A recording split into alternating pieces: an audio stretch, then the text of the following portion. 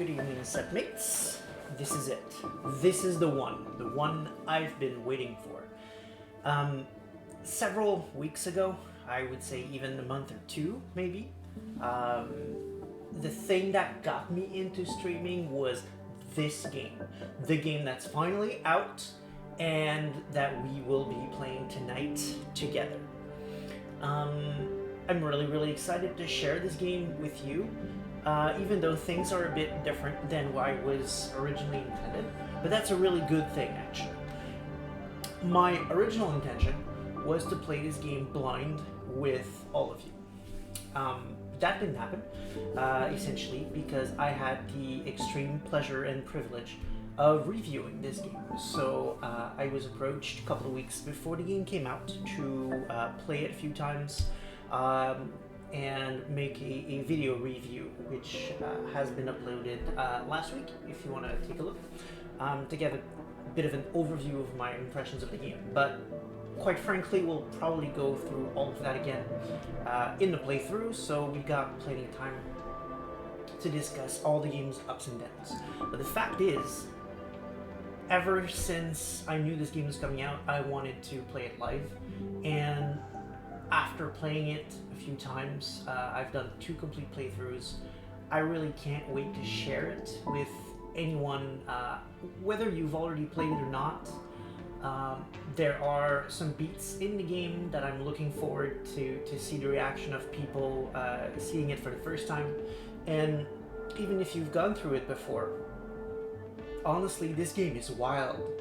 Seriously, setmates, I have heard stories of other people's playing this game that I have no clue how they got the story beats they got. There were things that I was sure were constants in the game that turns out really are not. There are some outcomes that I've been told that blow my mind that it's even a possibility in a game like this. So I can't wait to see what we will see, what together you and I will end up playing through. Because since I've already played the game twice, instead of playing it the way I would have played to see how it ends up and what I end up being in terms of tribes and hospice and things like that, what I'm going to do instead is essentially go off the rails, go off-road. I will be trying to see how the game can be very wildly different, essentially.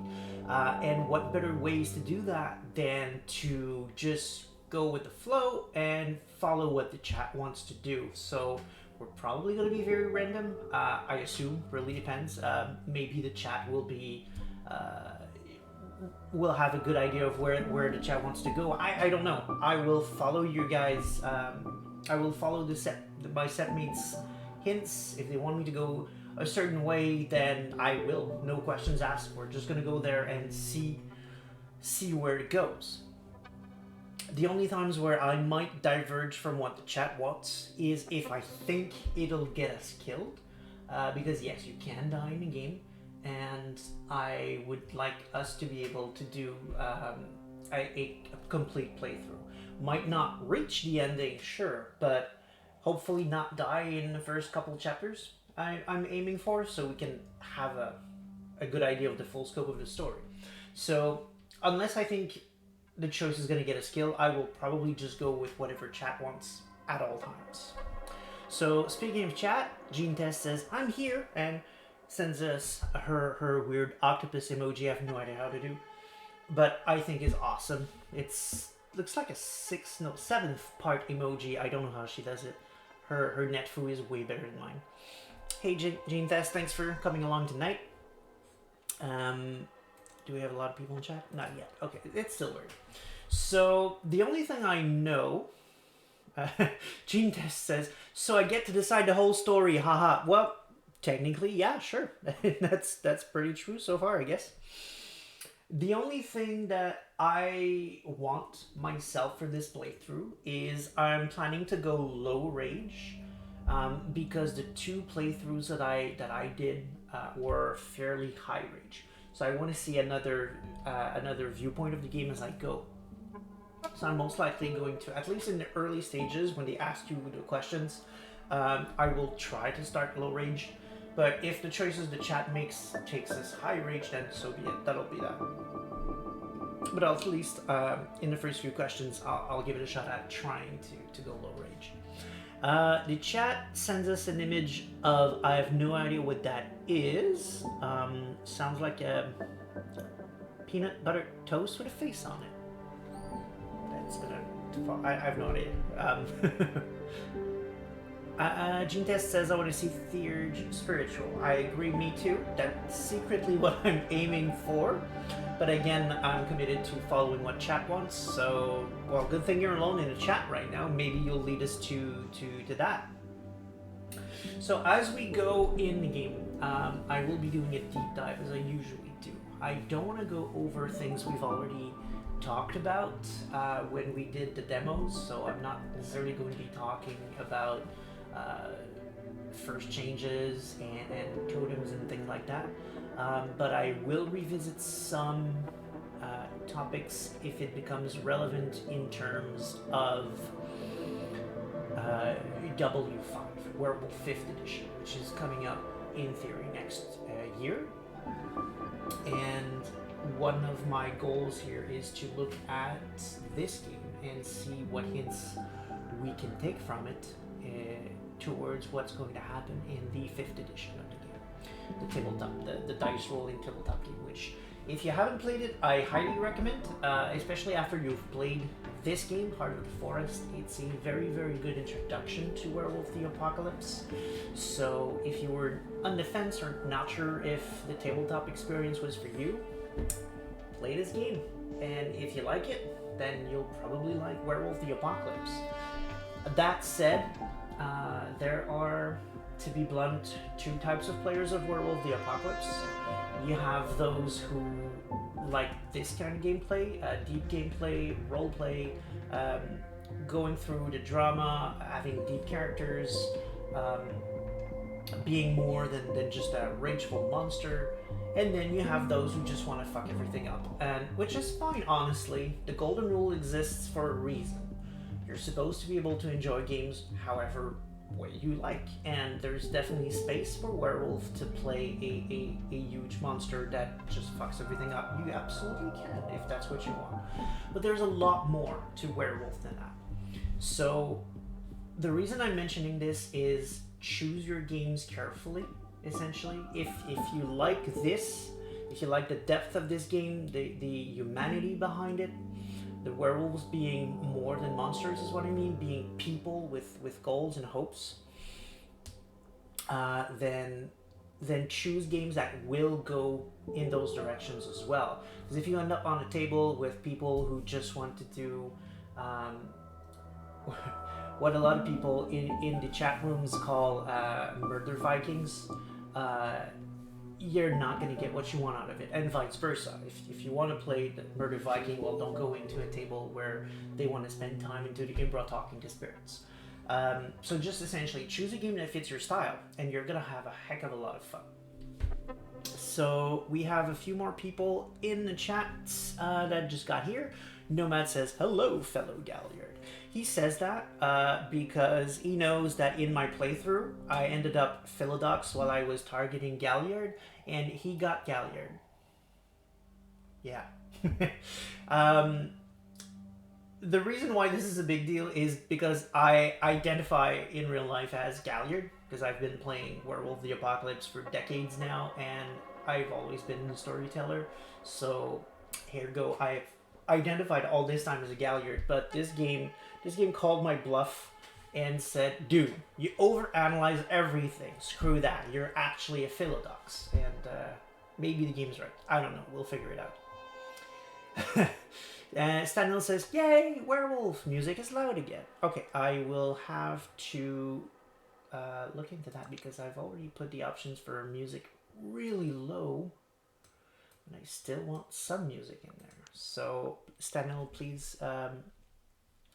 I trust you'll tell me if the music is no longer audible at all, because I still want to have some.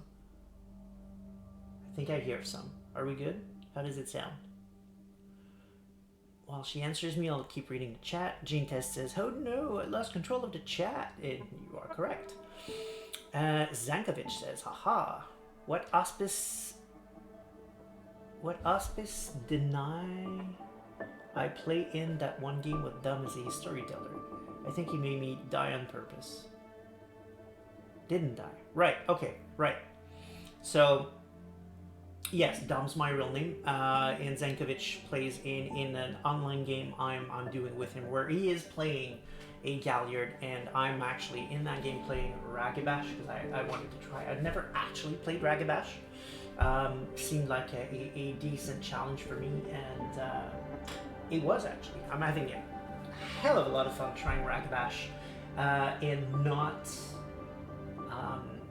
overthinking everything as I usually do. I'm Ragabash, I'm random, and I just impulsively do things, which is very, very difficult for me to do on a tabletop game. And I'm having a lot of fun doing it. So Stanley confirms that the sound is fine. Perfect.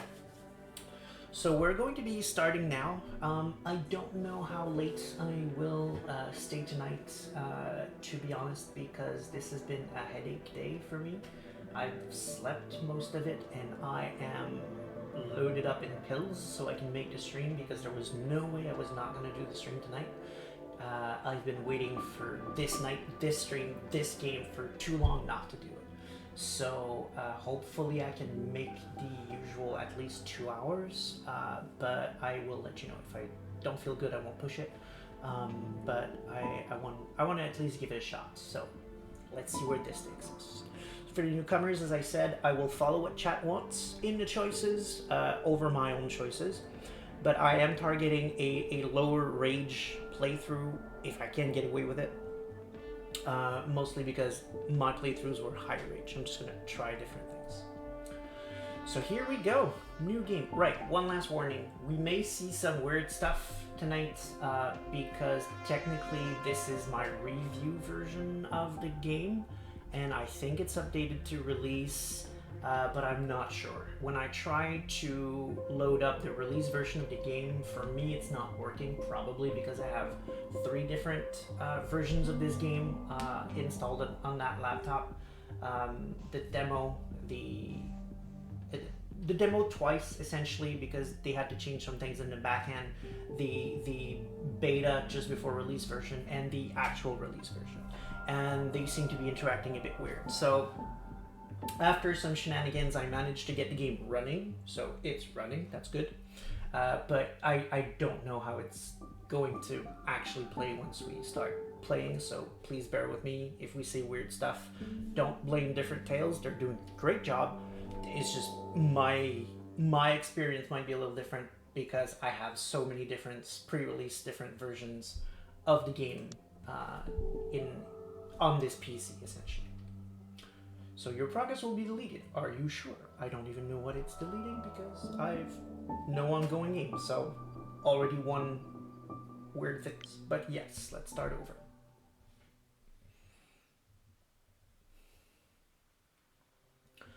Premonition. Start the chapter.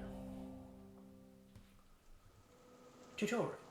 This game is about rage and how it helps us do things that need to be done, as well as things that we regret later. Sometimes both. How do you feel about that? So as I said, I'm gonna start at least low rage, and after that follow the chat's decisions. So probably won't stick, but I'm gonna try to go low rage from the first few choices. So you're the observant and cunning type. That's okay. There's no right path here, just your decisions and their consequences. Let's just follow the path and see where it takes us. Consequences, schmonsequences. I'm smarter than that. Not sure which one is technically low rage, so gonna go with that. Oh, spiritual. That's a good start. I'm secretly hoping for the theurge ending, so we'll see where we go. Well, not ending, but the theurge path. I don't think the endings are actually tied to specific auspices. That's what I thought at first, but after talking with a couple of people, I really don't think that's what it is. So plan will be different. We'll see when we get there. The plan will be different. The things we try to resolve the situation will be different depending on auspices. But I don't think the endings are necessarily affected by that. The forest. The woods are full of stars. They flicker, come closer, run away. They want to chase them. They want me to chase them, to play hide and seek. Stanil says, Third path is easy. I've got it. Yes, indeed. When she played, she got the third ending.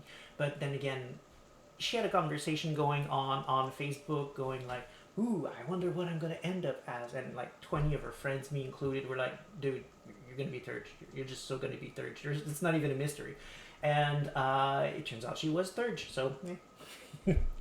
Essentially, for those who don't remember, I was saying of Stanil back when we were playing the demo that she is my go-to thurge whenever I start a new werewolf game, tabletop game, because most of the games I do are live LARPs essentially, and I need a thurge or spiritualist that knows their shit.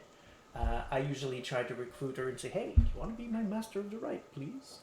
And she always does a great job, so no surprise that she got the third one. They want me to chase them, to play hide and seek.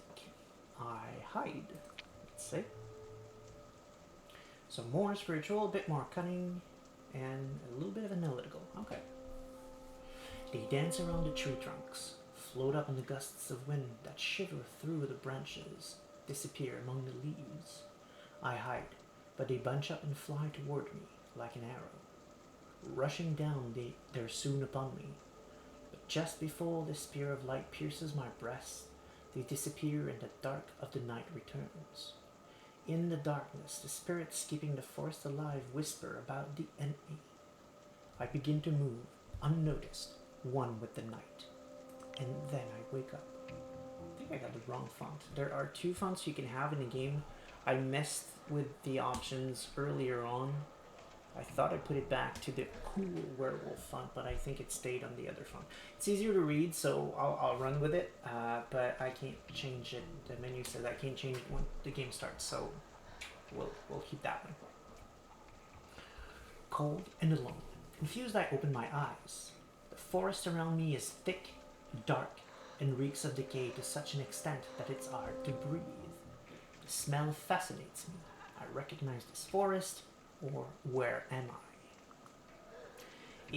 If chat sees anything that wants me to click on, just as I'm reading, tell me the reply, no questions asked. I'm just going to click where you want me to click. But if I don't see any prompts in the chat, I'll probably just, as I go along, pick whichever makes sense to me at the time. So just don't hesitate. If you want me to pick something, just say it.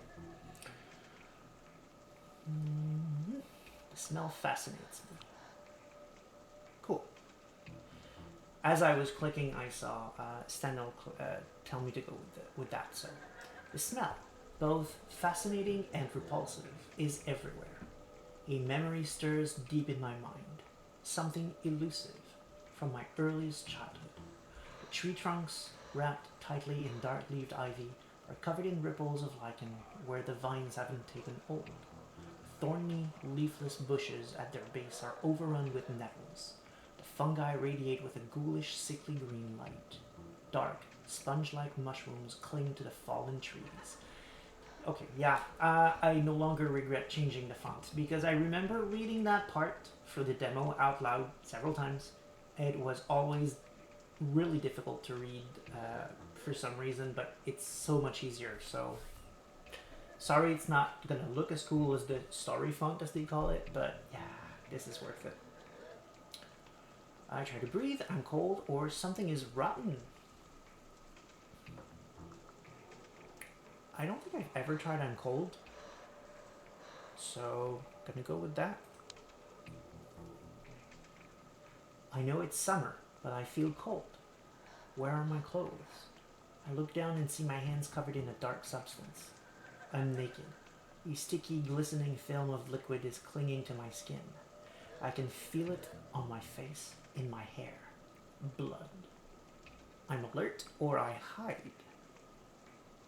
I think I hide should be the lower range of it, and I don't see so far chat pushing me in one direction, so I'm gonna hide. Cunning goes up. So far we're strong in Ragabash and Thurge, and I'm okay with that. Excited even. So we can spend willpower, which we don't have a lot of, to wince and touch it, or we can lose rage and just be sick.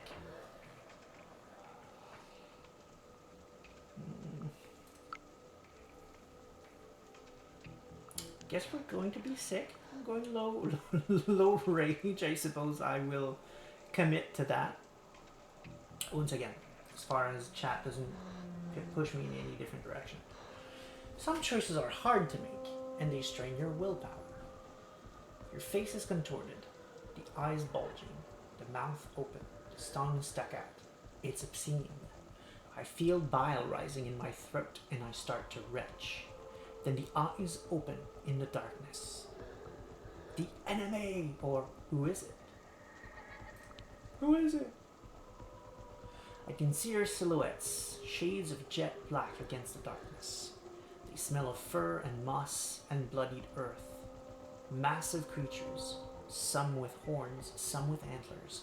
Their eyes burn like small fiery windows into hell. I look at them and something wakes inside me. Curious that defiance comes up because we're low in rage. I would assume the reverse, but okay. That you would need high rage to be defiant, but okay, cool. Or panic. Let's go with defiance. More spirituality, more cunning. Interesting. They tell me stories of their lost battles and dying hopes, and I say no. I tell them my stories of the enemy and how they are so stupid, so clueless that we almost feel pity as we kill them. They listen and laugh. I laugh with them. In a moment of clarity, I almost understand what the forest wants from me. And then I wake up. Let me go back up for a second. Interesting. I was getting ready to tell viewers to remember this bit because it's an important bit. But in this playthrough, we don't even have this bit.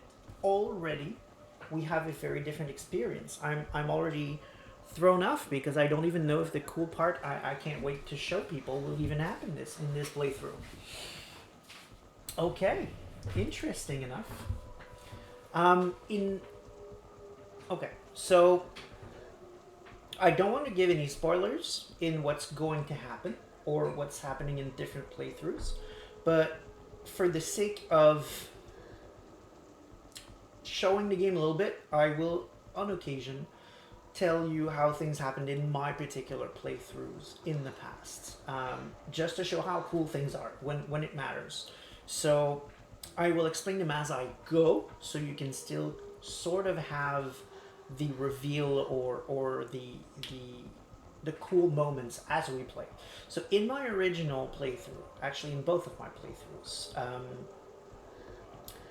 before I woke up, when I grabbed the head, in both of these vision dreams essentially, there was a part that said when she looked at the head, I know who the head is. But the dreams always ended just before saying whose head it is. And that was important for at least my version of the playthrough. So just remember that, because I will explain why, if and when it becomes relevant later on. But in this playthrough, apparently the identity of the head is not a big deal. So let's just keep playing and see where it takes us.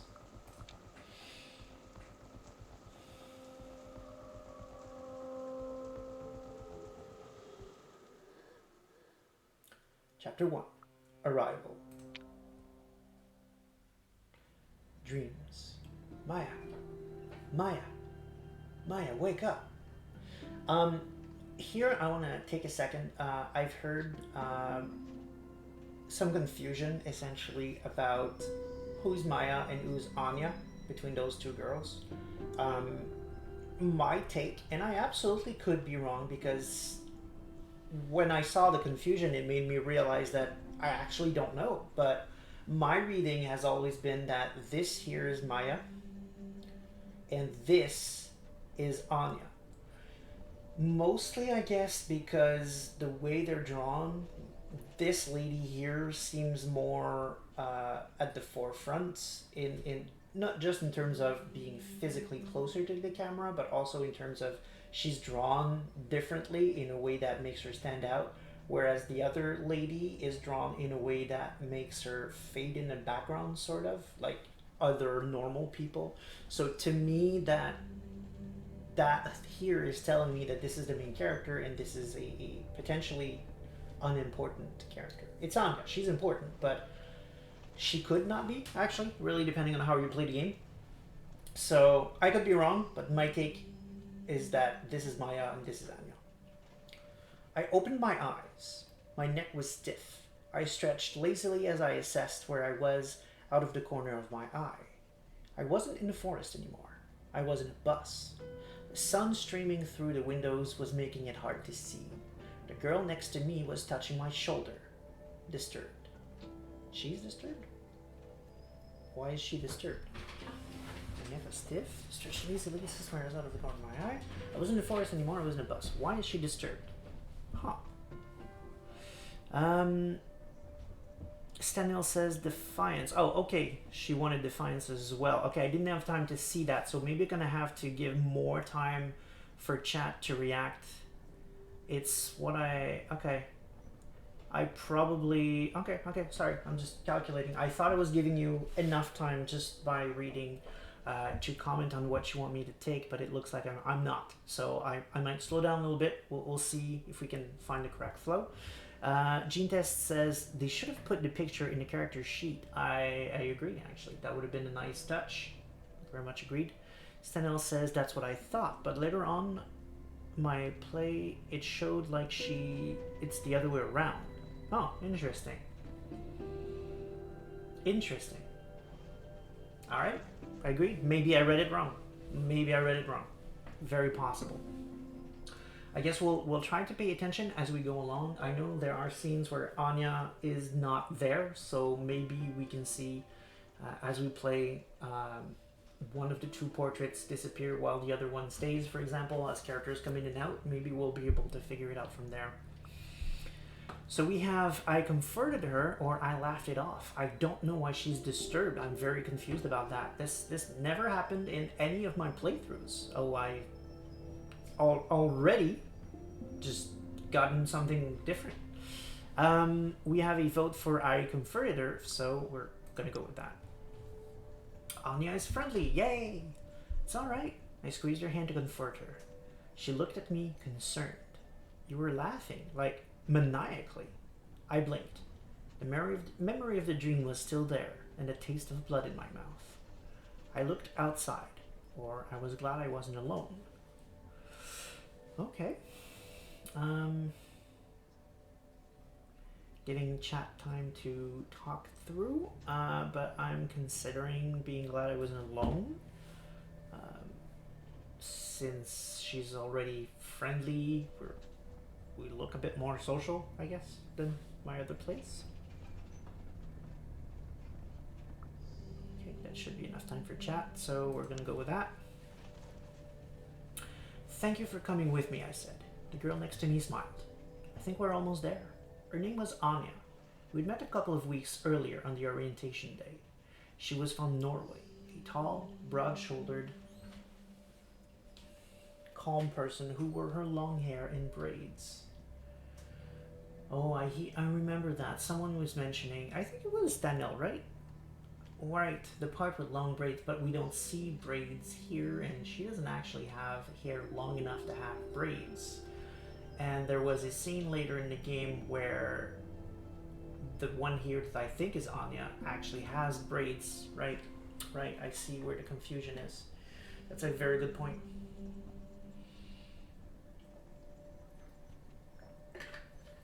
Somehow I'd managed to talk her into this crazy field trip across the land of my ancestors. We were there to study medicine, or she seemed excited. 3, 2, 1. Let's be excited.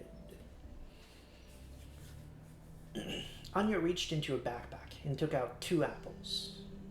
Okay, see, Stanil voted for medicine, so I'm still not giving enough time for chat. For those who might not be aware of this, there's a delay essentially for me. You see me and hear me several seconds later than what I'm actually doing in reality. So I'm trying to account for that and give you all time to choose.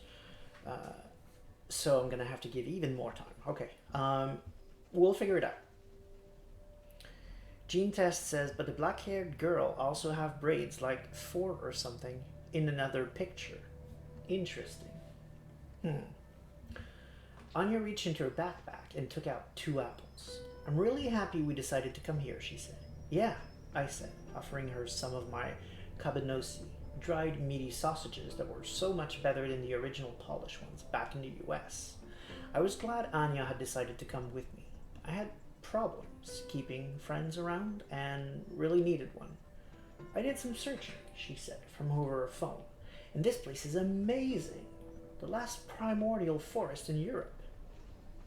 Jean says, it's not what I would describe as long braids. Well, yeah, we can see that her hair barely makes it to her shoulders, so, I mean, yeah, for sure.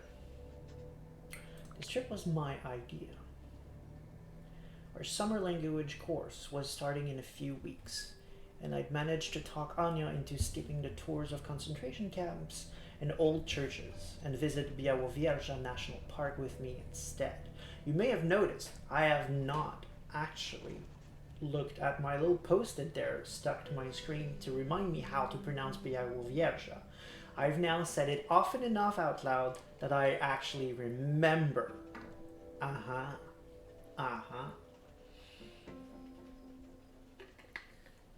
Pretty happy about that. So far it's beautiful, she said, her eyes smiling. But why are we here again? Good question. Why were we there? There being Białowieża, a small village in northeast Poland near the border with Belarus. It was famous for its national park, the very last European bison, and, according to a quick web search, occasional tensions between far-right troublemakers and the local Belarusian community. When I played, I actually did not even once highlight any of these words, so I'm going to take the time to do this while we're playing now, because it's going to come into play a bit later on. There's some issues with the portrayals of a couple of tribes, essentially. I don't want to dig too much into that because it's been covered, let's just say. But for the sake of viewers who might not be aware, I'll give the gist of the conversation as it becomes relevant, but I want to keep reading these hints to see one in particular, essentially, so I can give a bit more relevant information when we get there. So, Białowieża is a village in Poland's Podlasie province, in the middle of the Białowieża forest, for which it is named. Okay. The most honest answer would have been because I've been dreaming about the forest in Białowieża since I can remember.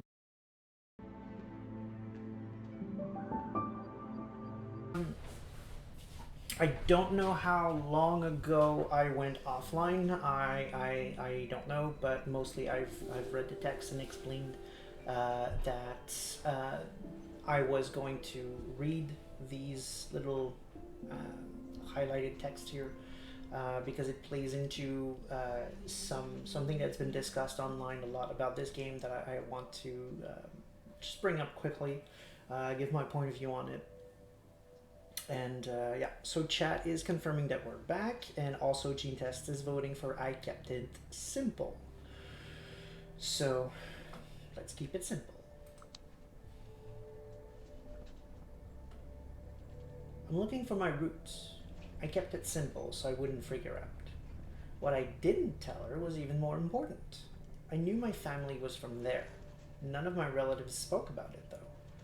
There were a lot of things that weren't spoken about in my life. Strange dreams that plagued me, half forgotten tales about forests and wolves that I'd heard before my mom took me, ran away, and cut off all contact with my dad and his family. Anya fell silent for a moment. I think it's great that you come from such a magical place, she smiled. The last ancient forest in Europe, thousands of years old. I wasn't sure if I was fond of that magic, but it was hard to ignore. And that was precisely why I needed to do something, anything, about my future. That damn forest and my weird ass family. I wasn't there by mistake. I'd planned this trip for months with a clear goal in mind. So this is one of the points in the forest, and yes, I'm mostly talking to give time to the chat. But this is one of the points in the game where you get to not only choose the actions of the protagonist, but actually choose what the narrative is. You have an out of character choice presented as an in character choice. So whatever I'm going to say here will now be the truth. So since it wasn't explored narratively yet, we don't know why they were here. I'm essentially making the choice now of why they came in the first place. And it doesn't change a lot in the game, but it does paint a lot of the text in the future, like why we're doing what we're doing. And it's essentially going to establish what Maya's goal is. Here, okay, the option isn't there yet. I think it appears once I make this choice, but there will be a place in the character sheets that essentially establishes what is Maya's goal from now on. And every time I make a step in the right direction towards that goal, she's going to regain a point of willpower. So Gene Test says I have to face the forest. Anil says roots. Gene Test says forests have roots. Okay. So we have essentially two opposing votes now. One person wants me to face the forest, the other wants to know the truth about my roots. And unless I have a third vote, what I'm going to do is I'm actually going to go with face the forest if I don't have a breaking vote in the chat. The reason for that being completely egotistical, because in my first playthrough I chose roots, in my second I chose destiny. So it would be a different path. Unfortunately for me, someone came in and chose roots, so we are going to explore the truths about Maya's roots. Sorry, Gene Test, you were outvoted. I would have gone for you personally, but sorry. That's the rules of this play. The chat rules. My grandfather's stories, the secrets, my mother running away. There was a mystery in my past. It was time I uncovered the truth about who I was. There was a mystery to uncover and an adventure to be had. I couldn't wait. Welcome home. Białowieża looked like an overexposed photo of a village, with the contrast turned all the way up. It was a hot, sleepy day on a hot, sleepy street, and everything, the old trees, the yellowed grass, the weathered wooden houses, the fences, seemed almost normal. Everything except the shadows. They were sharp, as though they were freshly printed with the darkest of inks. For a second, I could have sworn they'd moved, but then I realized it was just a black cat walking down the sidewalk. When it saw me, it stopped in its tracks. Sorry. I decided to ignore it. I watched it with suspicion, or I tried to pet it. In all of my playthroughs, I've been unable to pet it, I think. So I'm leaning towards that, but we'll see what chat decides. Of course, this again ties in with the curse mechanic of Werewolf the Apocalypse, being that the higher rage you have, the harder it is to have contacts with pets or with humans, essentially, which is a mechanic that I absolutely hate. In Werewolf the Apocalypse, I don't play with that. Um, with animals, sure, maybe you want your werewolf to be able to walk through a pet shop without all the pets going wild. That sounds like something cool and narrative, but I would never apply that to humans, uh, because so many concepts of Werewolf the Apocalypse kind of just unravels as soon as you play with that. So I don't like it, but I like that they're playing with it, especially because they're obviously, like me, not applying it to humans at all. Like Anya is really good friends with Maya, and there's no problem there. Even in my high rage games, I was able to have a Anya being friendly or even loyal to me. So they're not playing with that, and I like that. But yes, it should be applied to the pets, and which is why I'm curious to see what's going to happen now. Gene Test says maybe she's kinfolk. She could be, yes. She absolutely. Okay, it looks like I'm back again, but it's happening a lot. So hopefully, what I'm going to do is I'm going to try to reboot the internet. So please give me a minute or two. Um, I don't know if it's going to work, but I hope. So just please be patient for a few minutes.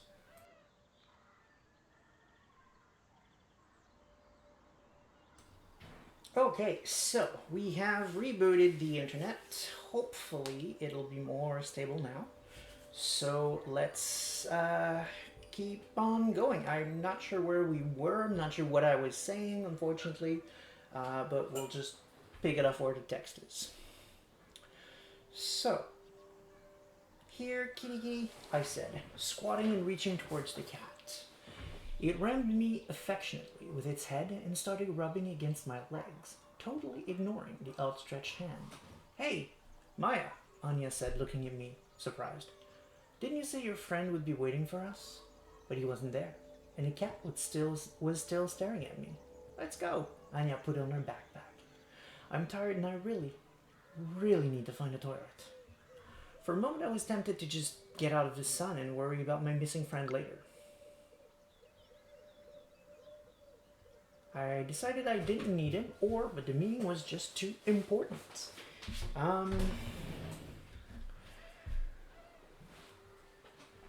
So, we're talking about Bartek here, which is a character that Anya, not Anya, but Maya, has contacted in the hopes that he can help her find out things about her family. So, I leave it in the chat's hand to determine if we're going to be waiting for him or not.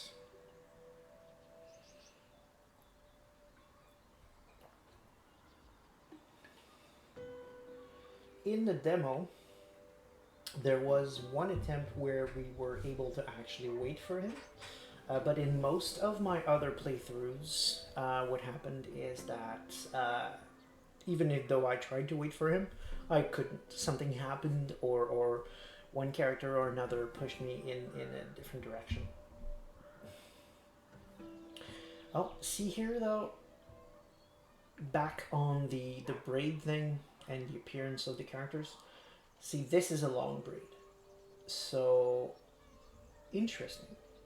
So the hair in front is a bit short, but in the back she has actually long hair. So I think I'm gonna stick with this is Anya and this is Maya. Interesting. So chat, are we waiting for Bartek or not?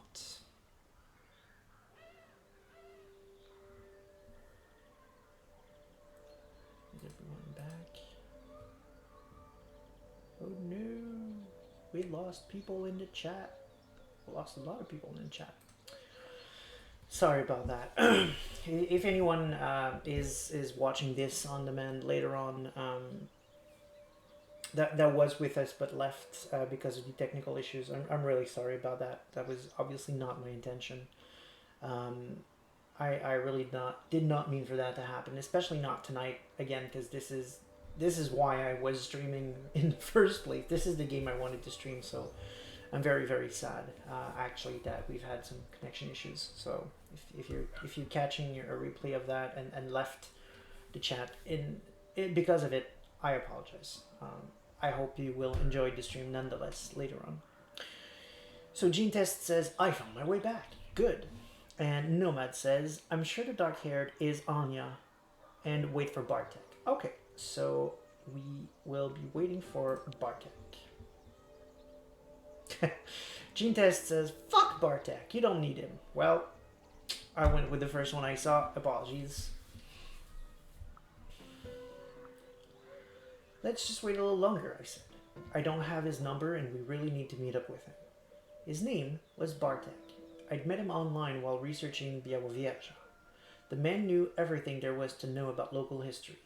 I asked him to check if anyone in town remembers my grandparents. I hope he's found something. I really need to pee, Anya said. Anya said it like I was a 5-year-old and not a very bright one. Yay. Jean says, puppy. Okay, because there's an option that says, I made my best puppy dog eyes. Or, I caved, or we gain rage, or I tried another approach. So, I'm going to go with the puppy, because chat said puppy. Let's just wait a few minutes longer. Please, pretty please. I made my best puppy dog eyes. It's important. The things we do for friends. Anya looked around to see if anyone was coming, and then made a beeline for the nearest bushes. Watch my backpack. And you owe me. Wow.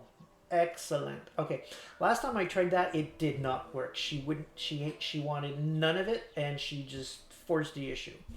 But now she's actually going into bushes. Wow. Okay. So I waited. And the creepy cat waited with me. Bartek was 15 minutes late, flustered and apologetic. It was his dad's company, he explained, while catching his breath. He'd had to help him out with some paperwork. That's another interesting thing. I've had several versions of this now, and essentially the game adapts to your choices in a way that makes Bartek's explanation fit with why you're meeting when you're meeting. This time we're actually meeting where we're supposed to meet, but I've had several playthroughs where I didn't or couldn't wait for him, as I said, and the game kind of makes it so that it's somehow his fault, so we're still good, usually.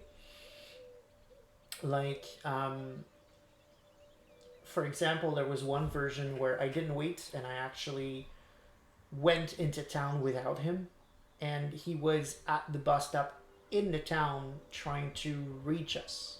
Like, he was trying to take a bus to get to his meeting with me, and he said, oh, I thought we were meeting in an hour, instead of, oh, I'm sorry, I'm late because my dad's company was doing something. So that's interesting, because every playthroughs are different, not only because you're going to see different things in terms of you'll get a different perspective, but also because literally certain things that are true in one playthrough might not be in another one, essentially. Gene Test says he seemed uncomfortable. Let's go with that then.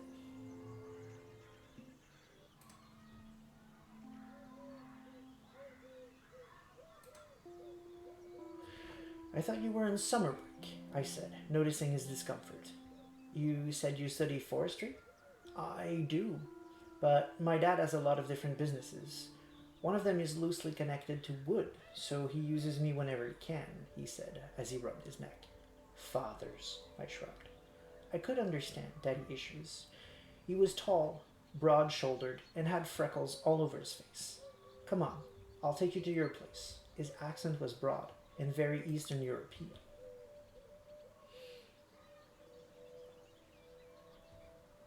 I flooded him with questions.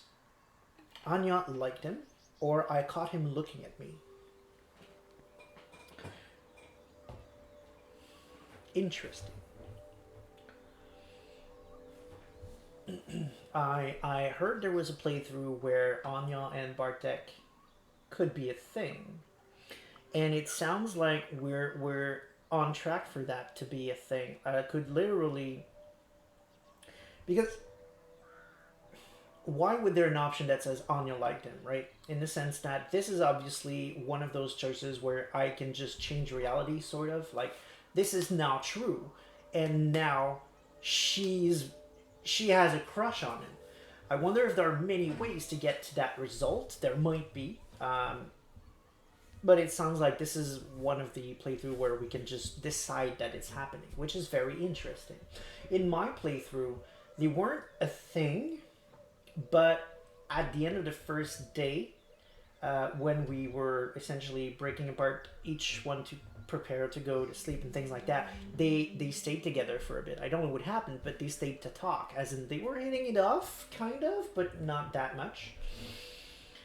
And it stayed there. They never really spoke again later because the story didn't really apply to that, and it looks like we could actually make the game go in that direction.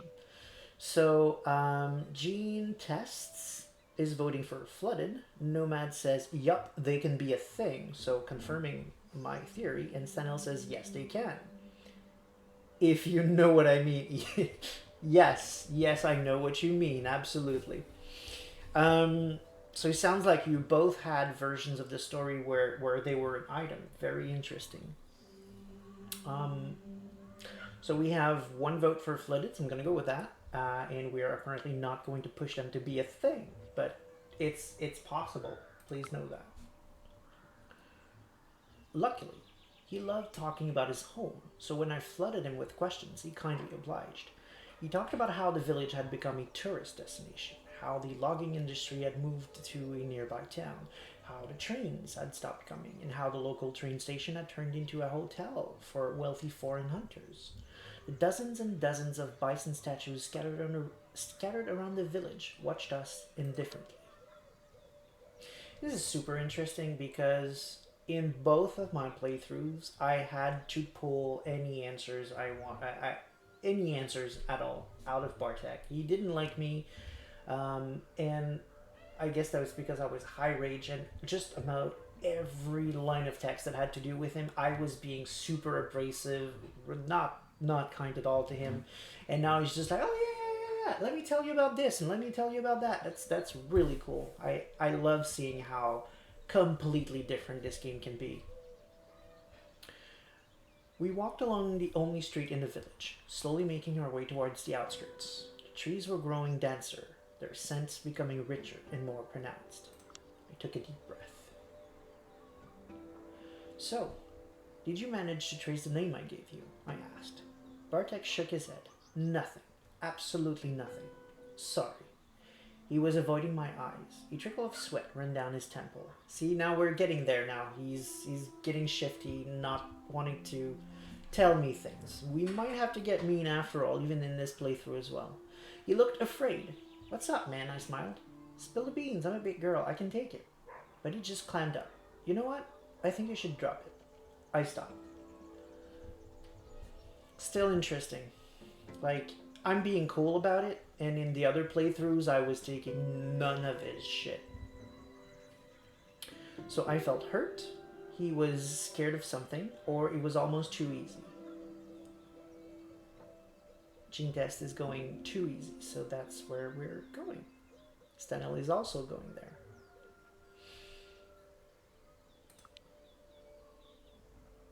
Bartek tensed up, but I just shrugged and smiled. Okay, let's go. I winked at Anya. He looked like I'd pulled the rug out from under him. You said it was important. He was ready to crack or spend a willpower point and choose the option where I play the best friend there was. Okay. So I guess I not shame him, but I guilt him into giving us information. I suppose that's the one. So Gene Test is voting for that. So does Stenel. So I'm noticing here that Gentes got shifted a couple of times, and now she's making sure she's the first one to post things. That's fine. I just find it funny.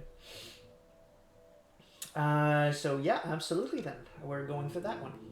Cunning is raising. Oh, where do we stand on that one? I haven't checked in a while. So we're okay. We're apparently on our way to be Ragabash. Interesting enough. It was important, I said, sounding much more sincere than I felt. But I care about your feelings, and if you don't want to tell me, that's fine. The game tracks your decisions on how Maya approaches problems. They will accumulate and gradually reveal what kind of a person she is deep in her heart. The story changes to reflect Maya's personality. Well, he brushed his forehead with the back of his hand. I did ask. I started with the old people here. I told them that my friend from the States was looking for her roots and wanted to know about the place her family came from. You know the drill. At first people were very, receptive. I waited for the other shoe to drop. And then I mentioned your name. He shook his head. I started losing my temper, gaining rage, or I urged him to continue. Gene Test is voting for urged, so that's what we're going to do.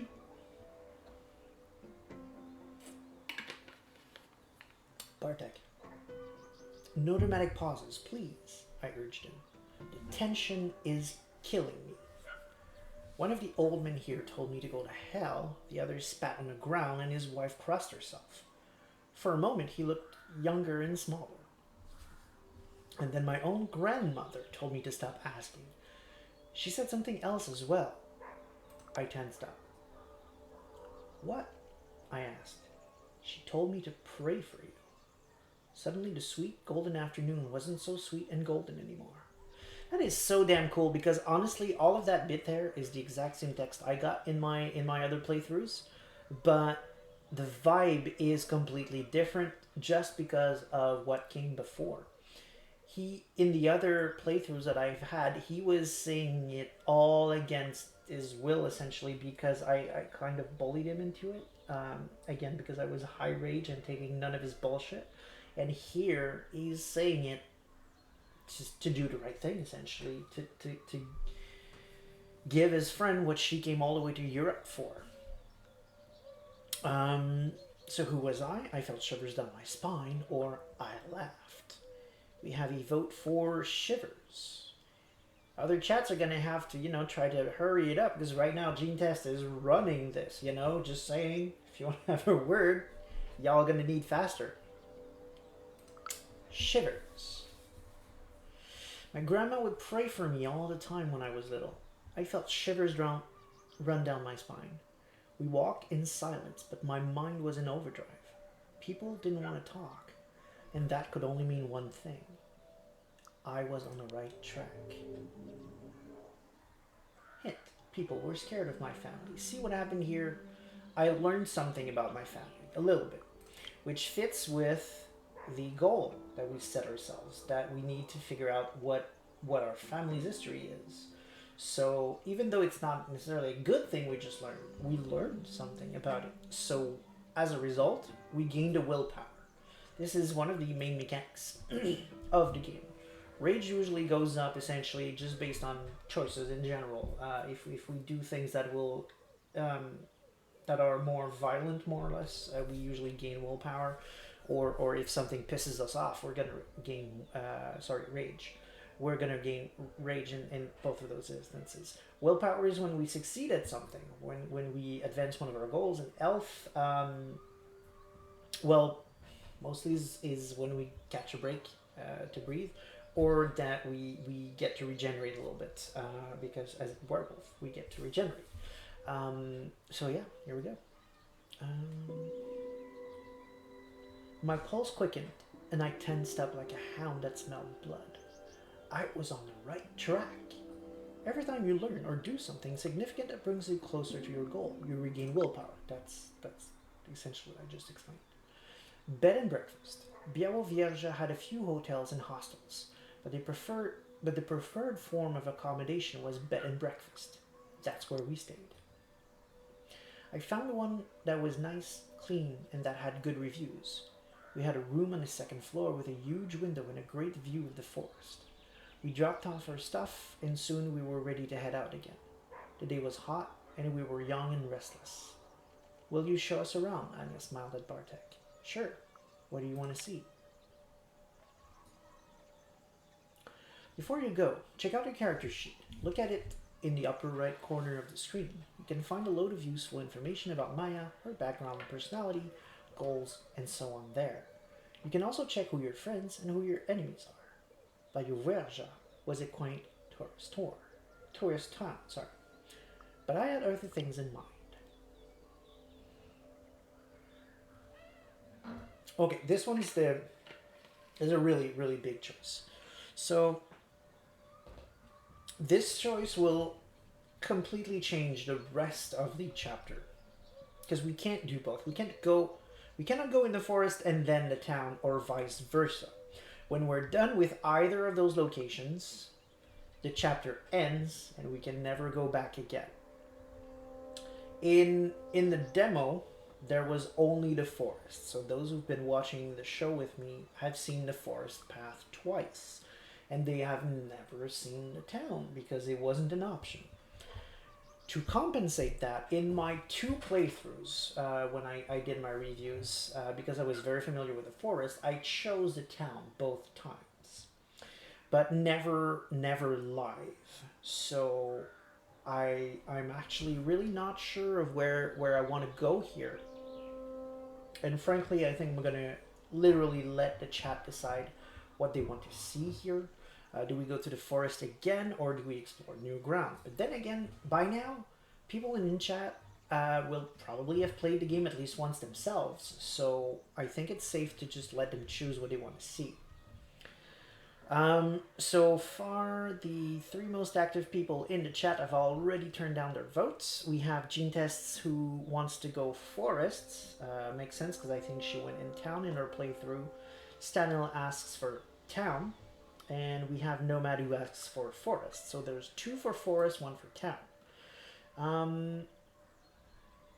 There's a bunch of other people in chat, so I'm going to give everyone else a few more seconds to vote. But so far, it sounds like we're going in the forest.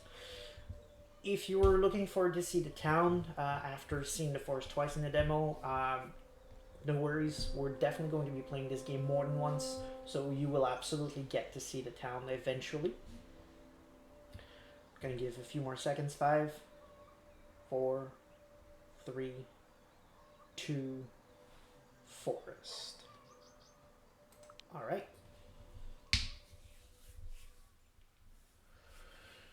Achievement unlocked. Hiker. Into the woods. It was dark in the woods. Dark, humid, and chilly. The leaves didn't let through a lot of the sunlight. Daniel looked at the 3 of us, over his shoulder. How do you like her? We'd met maybe 20 minutes earlier. Bartek had told me Daniel was the best person to go to if you wanted to see the forest. So we found him, and now here we were. We're absolutely going to be talking about Daniel a lot more later on. We had assumed in the demo that he was a werewolf, and of course now I know what he is and I know a lot more about him, but we're going to be talking about that in a bit. Well, in chapter 4 when we get there. There's a lot to be said. I wasn't sure whom he meant, or he was a strange one. So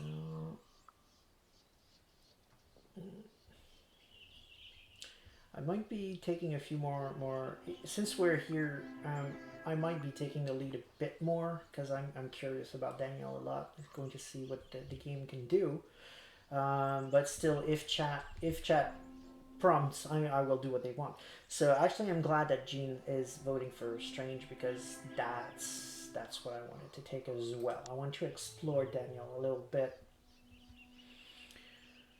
Daniel was a strange guy, slender but muscular, not the CrossFit type. It was more the kind of strength you get from working all day long in the open. His skin was weather-beaten and bronzed by the sun, like tanned leather, and he moved in a very deliberate way. But his fingers were slim and delicate, and his eyes were the strangest shade of yellow-green. So, he repeated, how do you like her? I wasn't sure whom he meant. Do you mean the forest? I asked. Polish was a strange language that gave the most unexpected genders to objects and ideas. I mean Pushta. He gestured around us. The word sounded like the wind rustling in the leaves. Pusha. From what I heard, it's pronounced Pushta. So I'm going to keep that pronunciation, even though it says here Pushcha.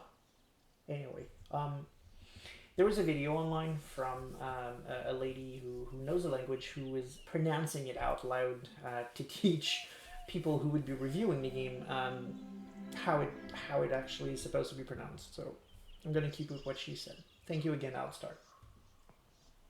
Pushta is the right word, not forest. Forests are like fields or orchards, cultivated, he spat as he said it. And Pushta, she's older than the concept of fields. He was using the word as though it was a name. I stood there and watched the forest. Or I looked at the Pushta again. Those two sound like the exact same thing to me.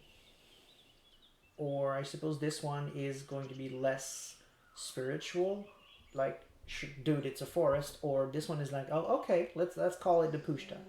I don't see any votes in the chat, so I guess I'm going to go with that to go along with what Daniel says. Again, I want to know him a little more. I looked around with fresh eyes. Okay, we're getting this because we have high cunning, as you can see. I felt as though I'd entered the belly of a gargantuan beast. The trees stretched toward the sky like giant ribs, and the whole canopy moved like a breast rising and falling. In the twilight, the wet, meaty mushrooms, screaming with colors, yellow, scarlet, purple, looked like internal organs. The vines growing on the corpses of the fallen trees looked like arteries. The breath of the beast was wet and smelled of decay. It hadn't noticed that I was there yet. I laughed at the absurdity of the thought.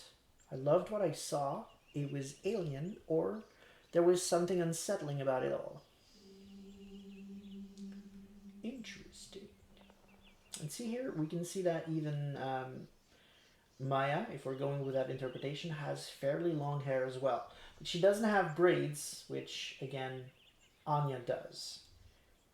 Interesting. And I think the connection was being weird when I said it before, and that's a bit unfortunate that we can't really see it. But here, you can see just there, it's hard to see, but it's actually one of Anya's braids. So she's wearing her hair rather short up front, but they're actually pretty long in the back. And those are the ones that she's braiding. It's hard to see, but since for the conversation's sake, I was paying attention to it. So here we go. It was alien. There was something. I think I loved what I saw would be the most third option, and I got nothing on chat, so I'm going with that. Oh, cool. And it scored points with Daniel, so that's great. There should be more places like this, I said, earnestly. Or more of this place.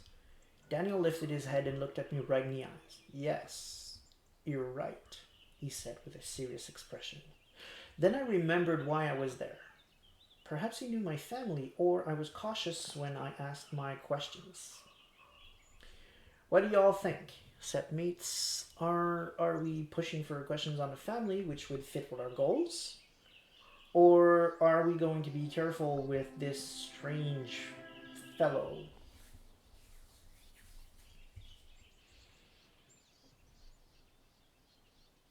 Do we stop people? Right, okay, we're still here. Okay.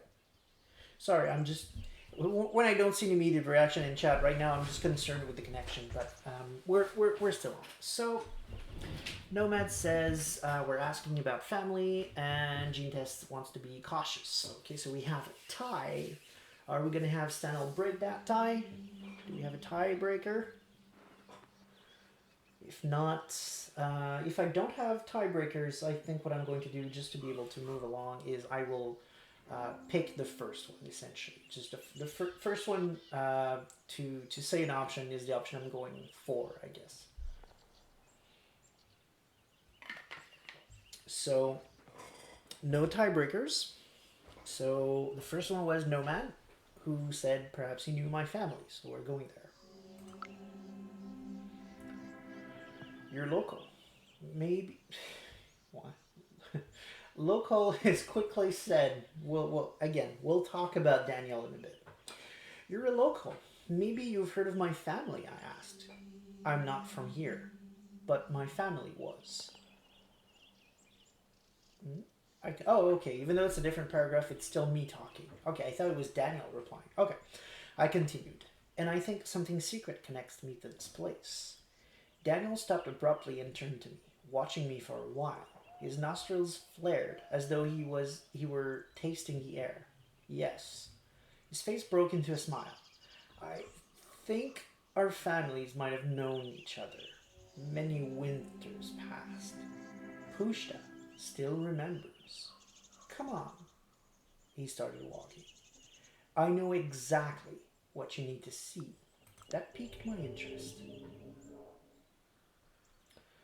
So I was right.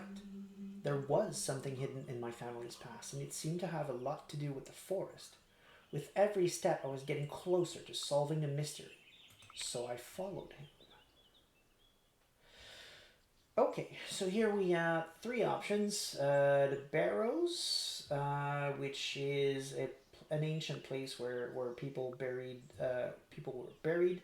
I don't think the game explains that too much, but I believe this is the place where a tribe of normal people just disappeared, essentially, ways back. Because if you didn't know, the forest is a real forest. This game is based on real events, actually. Some riots that occurred, or protests, I should say, that occurred in the forest a couple of years back to try to get some logging to stop. That was the inspiration for the game. And here they're showing us some of the history of the forest, essentially exposing some of that. But yeah, for having played the demo a few times, I don't think they're mentioning the tribes that disappeared in that place in the game itself. But that's the idea. That's why that's why it's in the game, because the event happened. The Wolf's Den is about a story of a wolf, some wolf that got kidnapped, and one of which became a bit of an icon for the country. This one actually the game will tell us about, so I'm not going to go into too many details. And Place of Power Magic Tourist Trap is actually, as far as I know, unconnected to the history of the place, but I could be wrong. I didn't read anything about it in any case. So all three of these options are distinct, essentially. We can do them in any order as far as I know. However, some small bits of interaction between one character or another could carry over. So all things being equal, I will allow chat. I will ask chat to see in which order they want to experience these things. So both of these are backstories, as far as I know, and this one is essentially the game presenting us a new character that we haven't met yet. Cornell, actually, is his name.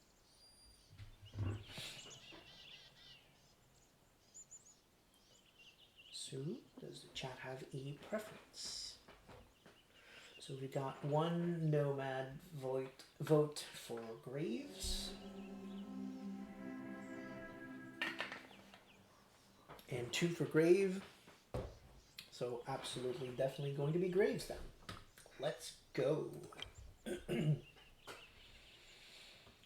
Just one small thing. We started walking. but after a few steps he stopped abruptly, like he'd remembered something. Then he turned to me. Could you do me a favor, please? He asked. It depended, or sure. I'm gonna go with sure, because again I want to learn more about Danielle. Yeah, man, sure. What do you need? I smiled.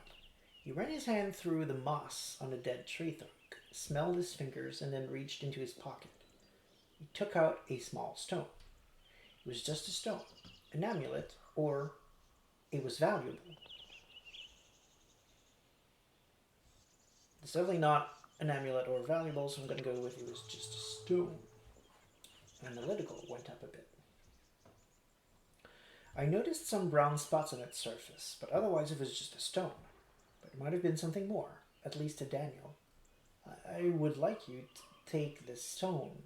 He held out his open hand toward me, and throw it the direction you think we should go. I want to talk about this here, because Daniel is not actually stuttering. That's something. That's something I think maybe would have been a good idea to clarify. When I played the demo, I always played Daniel as stuttering, and once again, just out of habit, I'm playing him as stuttering here as well. But he's actually struggling with language. Considering what we're going to learn later on, that's a very important distinction. It would have been interesting for the game to establish that so that when we learn who he is, it's not as big of a surprise. So, gene test votes for I did. So, let's do. Okay, I said, reaching for the stone. I took the stone and closed my hand around it. Be careful, whispered Anya. Be careful when you throw a stone in the forest. Be careful, children. Throwing stones in the forest could be dangerous. I don't know what Anya's going for here. It was just a stone. I was curious, or it felt alive. Alive! Okay, so that's obviously the third approach. Curious is probably the Ragabash approach, and that's, I assume, the Philodox approach. Unless chat has a preference. Okay, Nomad does have a preference. We're going for curious. Okay. So I guess that's going to seal the deal between Thurge and Ragabash. If I'm correct, that this is the Ragabash option. No, it didn't move. Okay, cool. It was warm, and I felt grounded when I squeezed it. I closed my eyes and thought about the barrows, trying to imagine that place. I thought about the people who'd buried their loved ones in the middle of the ancient forest and of the bodies nourishing it. I threw the stone. I felt my hand rising entirely on its own, and then throwing the stone as far as I could. When I opened my eyes, there was a path where the stone had fallen. I hadn't noticed it before. Okay, Daniel patted my back. Let's go. What was the purpose of this? Or what happened exactly? Or, okay. I feel like this one is the one that might get Daniel to open up a little more. So, okay. Well, chat decided okay, so we're going with that. Achievement unlocked. Prodigal daughter. Pushta is sympathetic. Wow, okay, cool. Don't know why that got us points with the Pushta, but alright. Let's. I played it cool.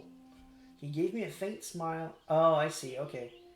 Because I thought the okay was a dubious okay because of the three dots there. But apparently it's the right on. I'm following, buddy.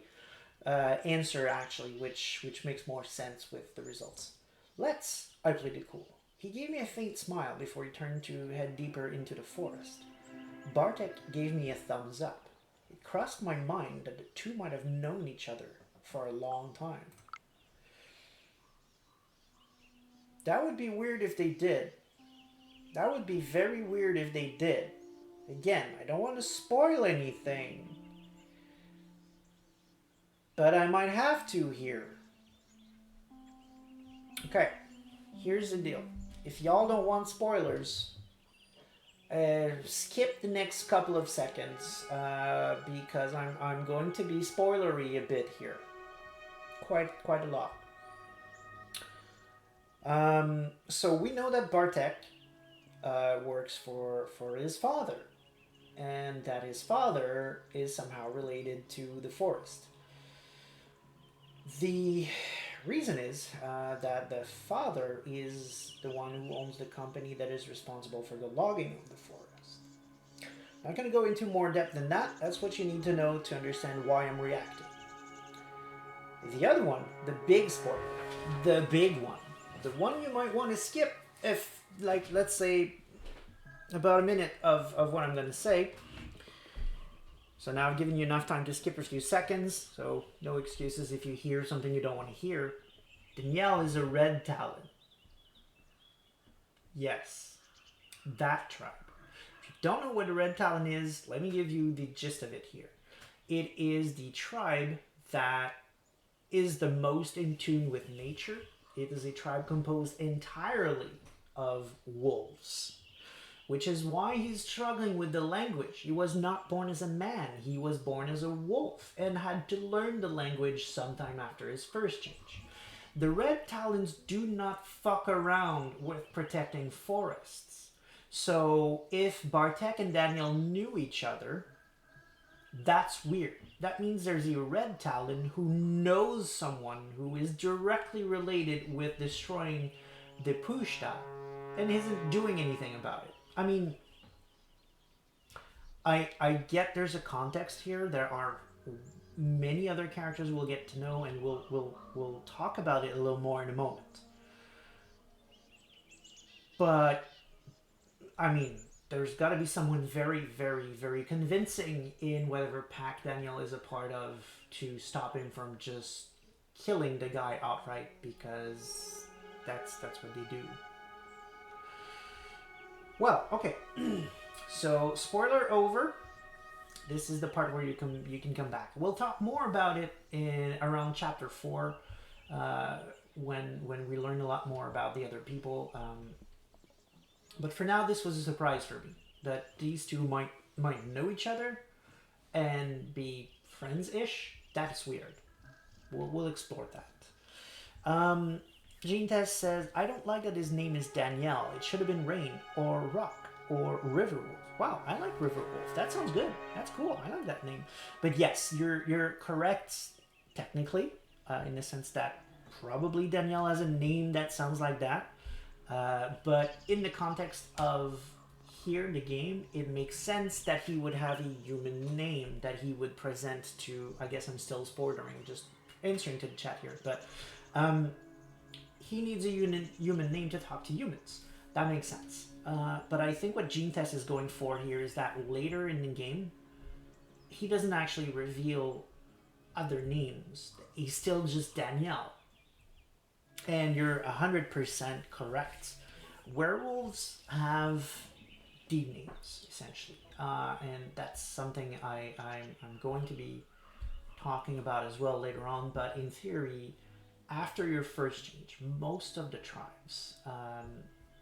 after your rite of passage, most of the tribes will give you a deed name based on your personality, or most of the time based on how your rite of passage happened, essentially. So that's true with most tribes. Some of them don't, or some of them have slightly different naming conventions, such as the Black Spiral Dancers. They do things very differently. As for the tribe I mentioned, I'm trying not to say it out loud again, so if people are back, they don't get spoiled. But Daniel's tribe don't really get the names because they don't really need them. Because wolves don't. Wolves have names. They just already by default have deed names. Wolves don't go around calling each other Daniel or Bob or Sarah or whatever. They call themselves based on their perceived identity of each other. From one wolf to another, you can only really have that one name. That's how you smell, essentially. That's how it comes from the idea that dogs recognize people by scent, essentially. So this particular image that comes to mind when they smell you, they kind of all get that same idea, and this is going to be your name. So it tends to be translated into one word or series of word that means who you are to them, and that sticks as being your name forever. So they don't tend to change name later on when they get to the rite of passage. They might, if they were in a multi-tribal set, for example, if they get some external influence. But for the most part, their wolf names are just going to be their names forever. So it is a bit weird that Daniel later on, when he says what he is, just sticks with Daniel all the time, essentially. That is not to say that wolves don't get the concept of names, though. They absolutely can give actual names, for example, to people who don't necessarily have one from the start. In one of the novels, for example, there is this particular Child of Gare character that talks a lot and keeps changing the subject, like always, like starts with something and then moves on and moves on and moves on to something else. Sorry. And the Lupus characters started calling him Stonestepper because they see him as jumping from one subject to another. That's the name that they feel represents him. And it's not his deed name, it's not his actual name. That's just how the other wolves perceive him, and they just started calling him that.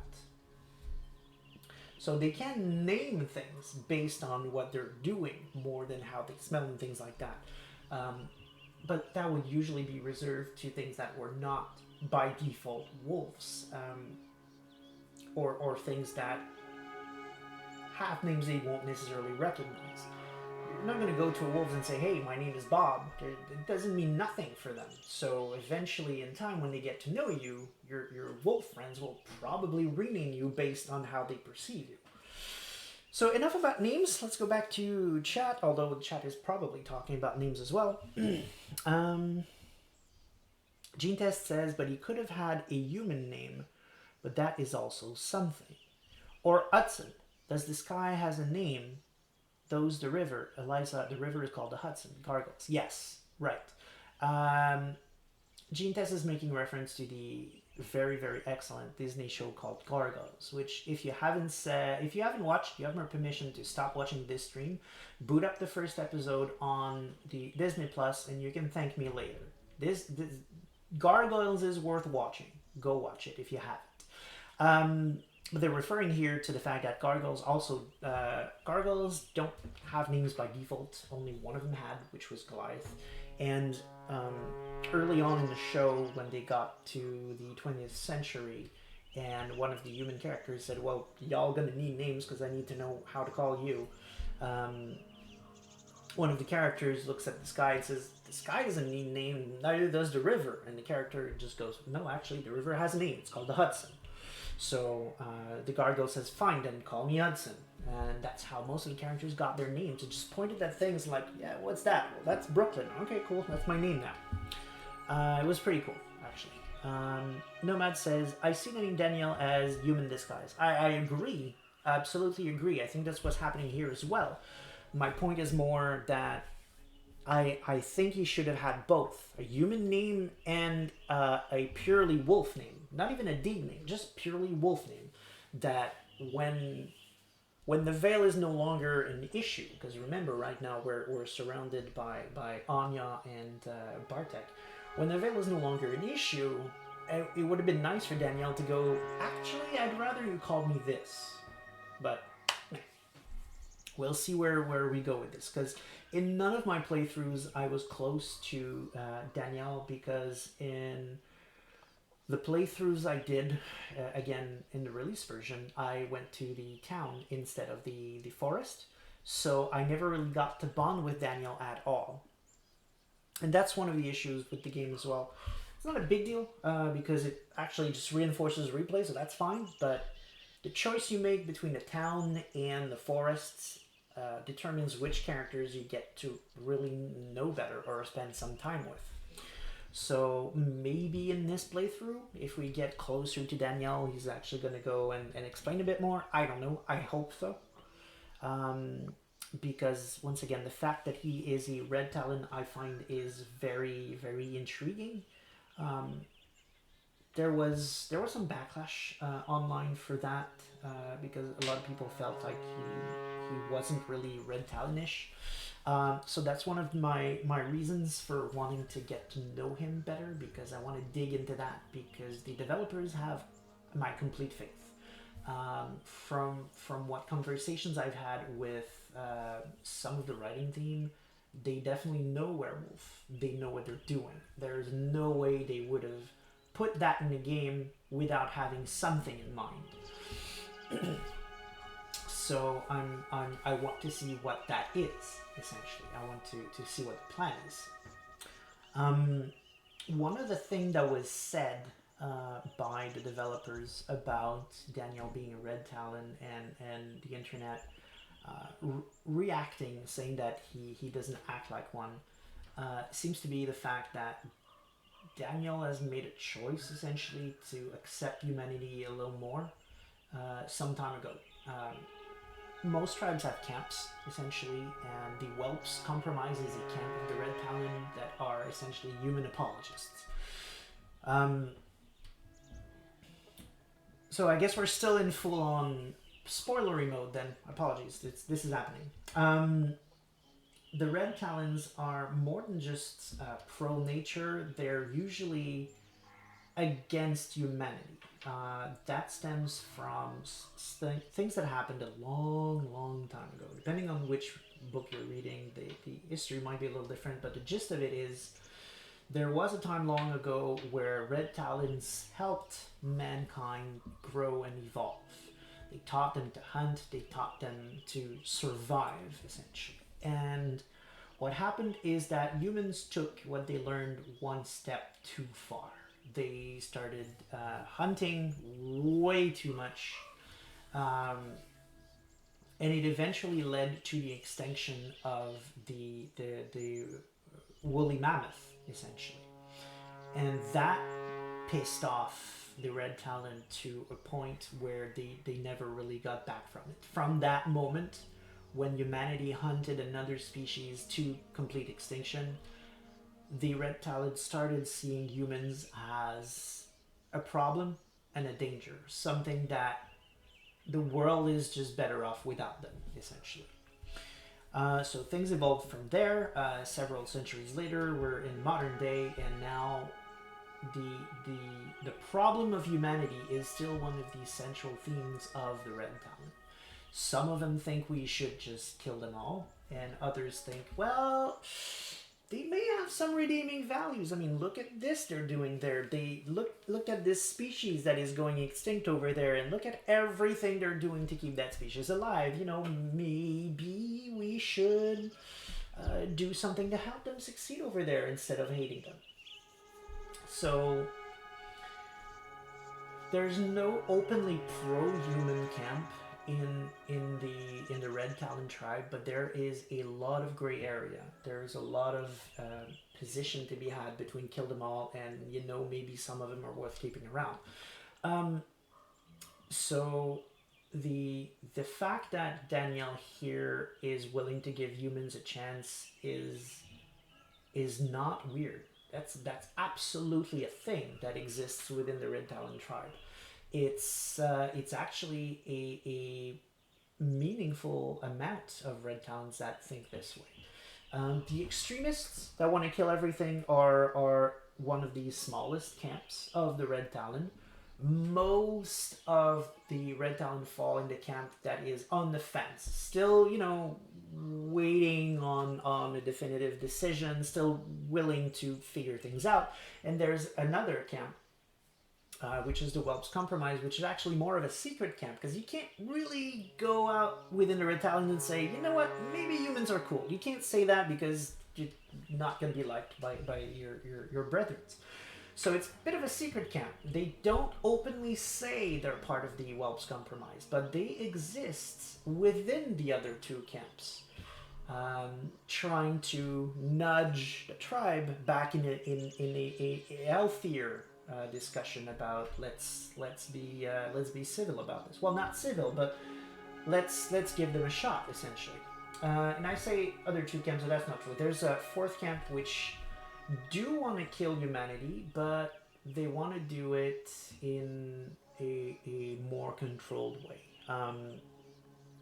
Essentially, they're not just murder. They're like, if we do that, we're going to get spotted and killed. We need to be intelligent about it. So that's another camp, which is rather numerous as well. So the two big ones are on the fence and let's do it intelligently. So the images that we usually get for the Red Talon being all about murder, is usually actually coming from the extremist group, which is like probably like 10 guys in the whole world. Because you have to remember, werewolves, there's not that many of them. The biggest tribes, if they're lucky, have like 100 werewolf worldwide. If you're taking the number from the Storyteller's Handbook. And if you consider that it's a very small camp of a very small tribe that's dying out, that's not a lot of people. That is really not something that should be representative of the whole tribe. So if you're one of the Red Talon's haters out there, that's fine, that's your choice, but please give him a shot. Please maybe read a little bit more, because no, they're not all about ripping throats and killing everyone, murder. That's not what they are.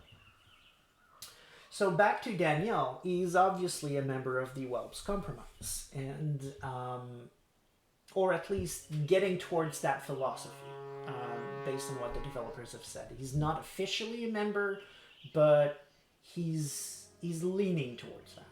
And one of the things they've said is that there is a scenario in this game where Daniel comes to regret that decision, which I find to be pretty damn cool.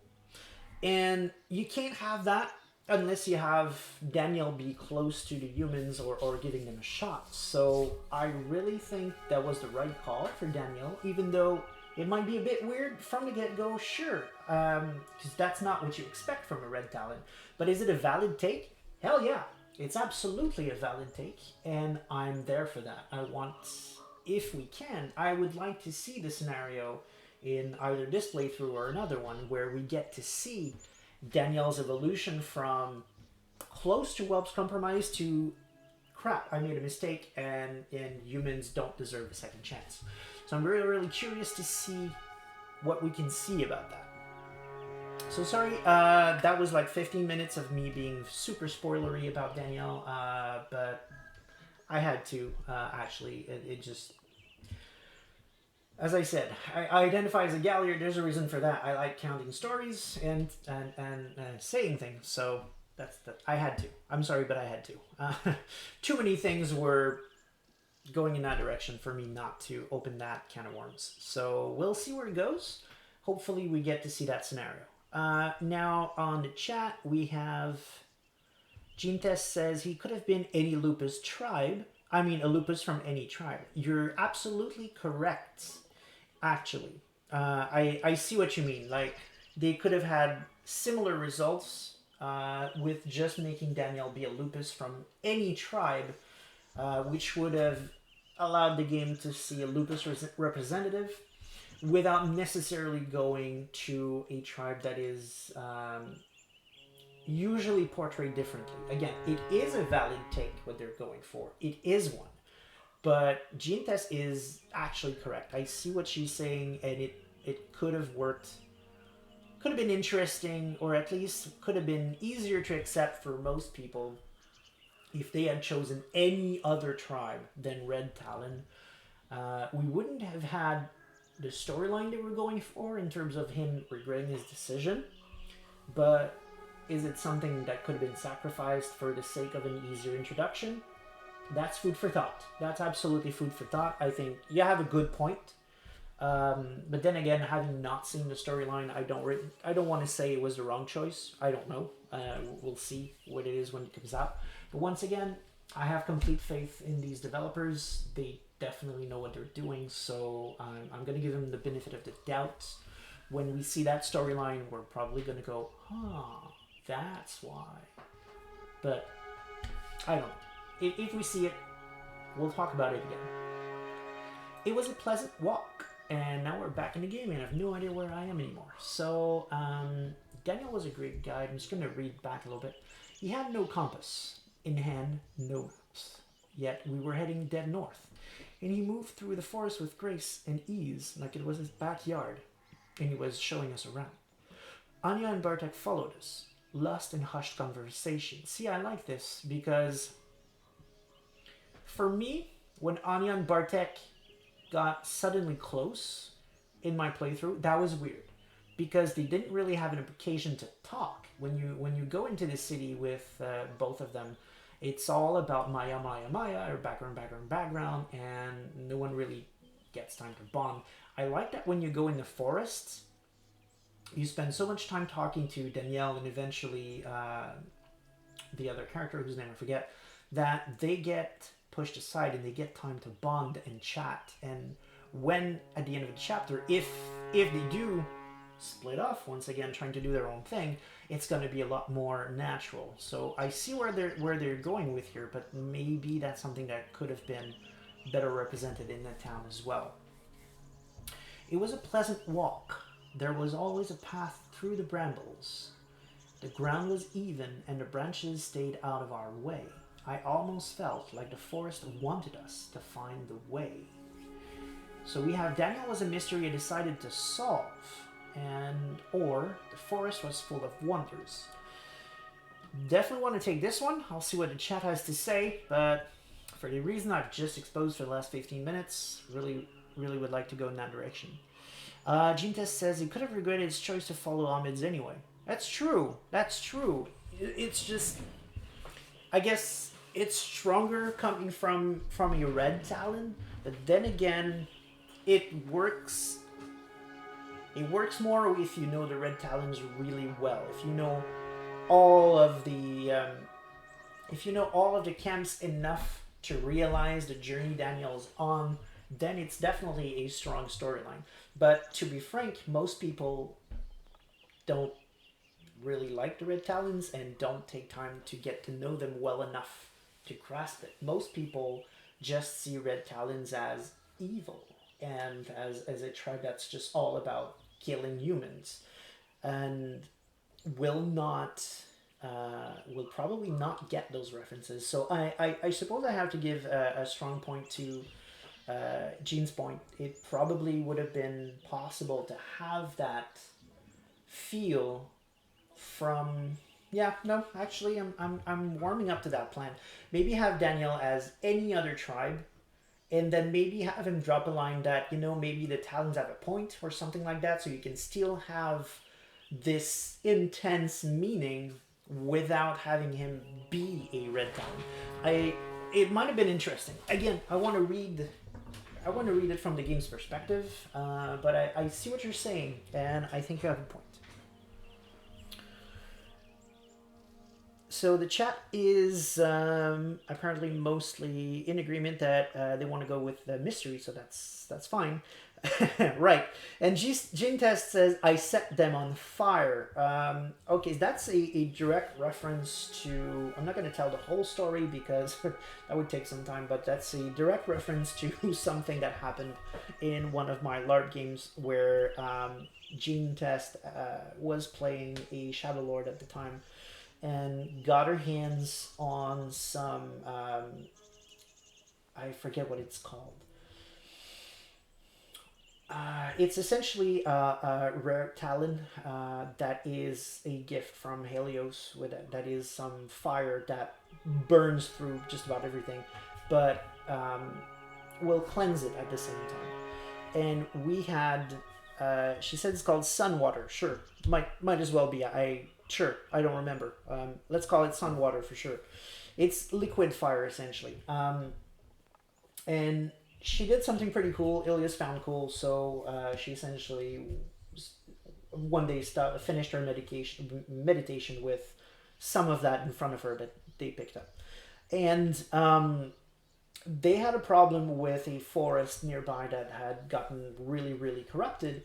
At the same time as an allied pack of red talons that was not really part of their sept, but just living in their backyard temporarily, um, who were also being corrupted. I forget why. I think it was because of the forest, if I forget. So they decided to do several birds with one stone. They made the red talons agree to be set on fire with that, not really realizing what they were agreeing to, and being on fire themselves, they would run around and spread this to the threes, which would burn and get cleansed.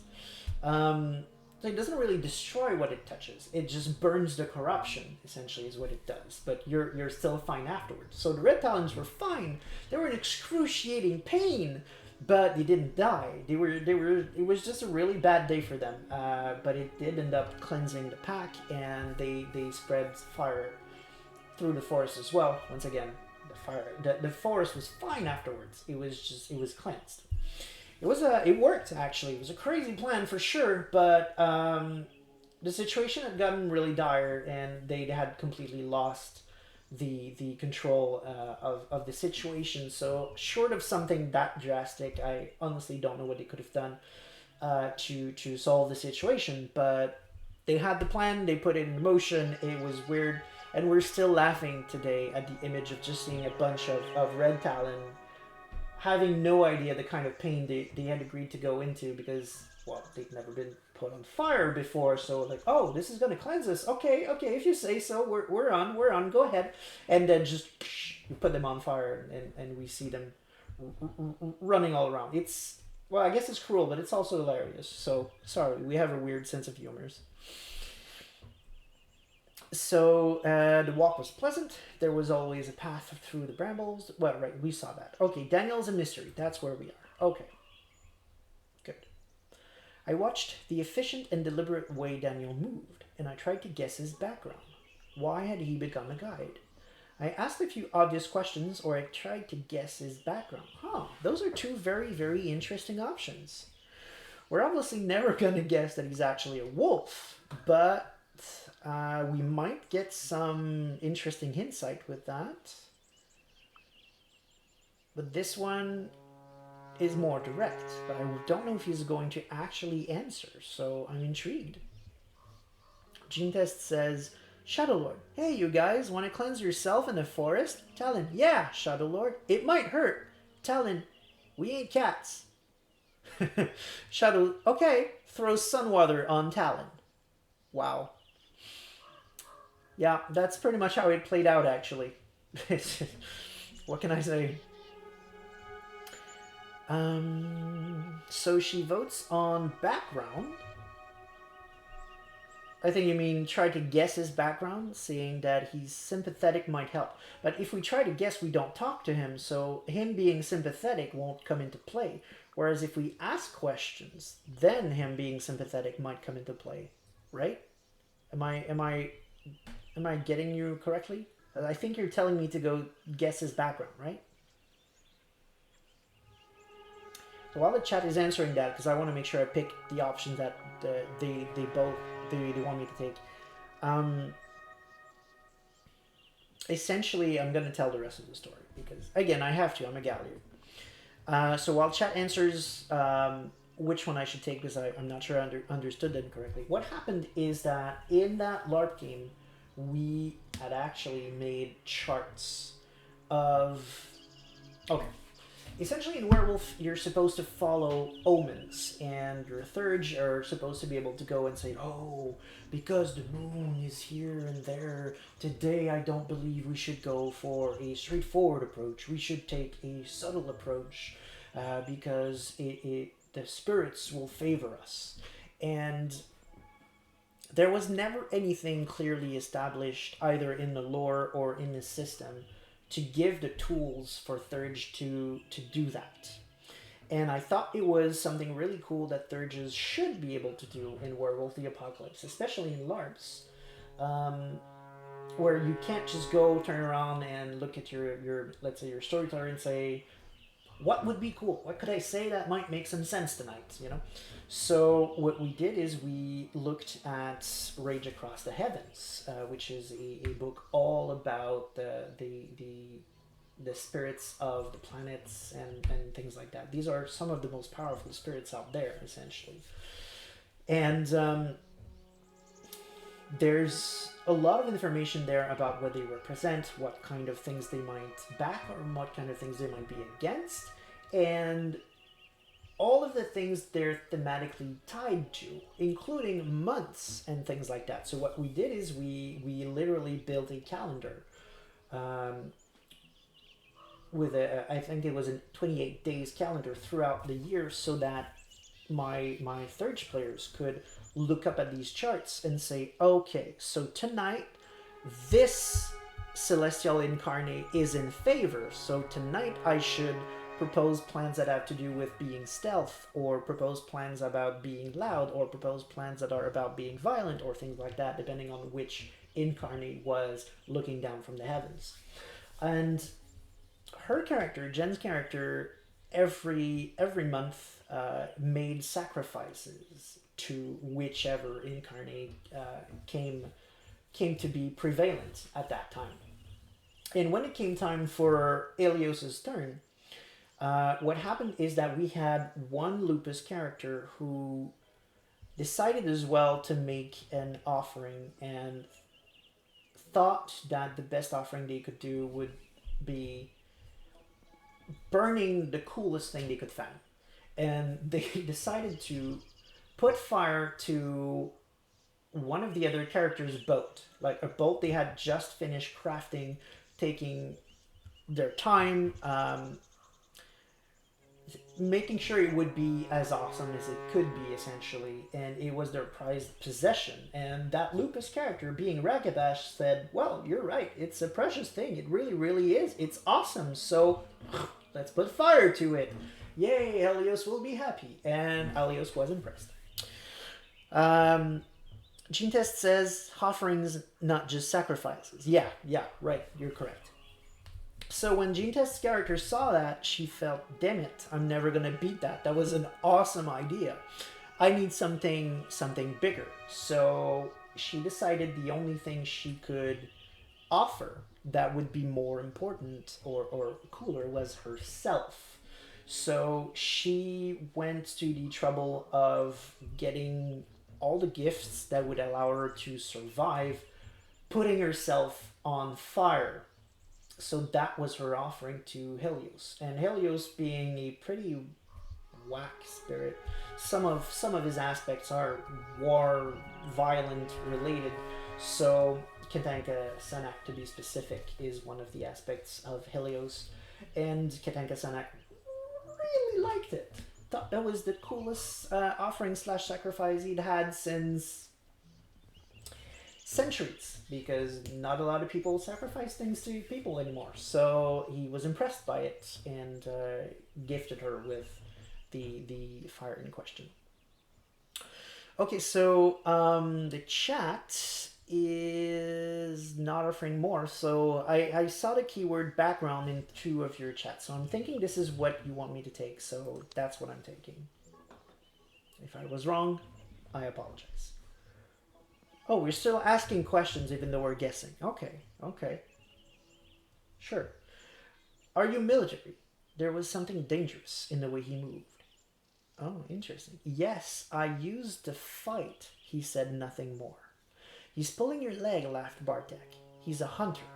I like this. Thank you, chat. That was a good choice, because he said I used to fight. He's a red talon. He's not talking about military. He's not talking about wars.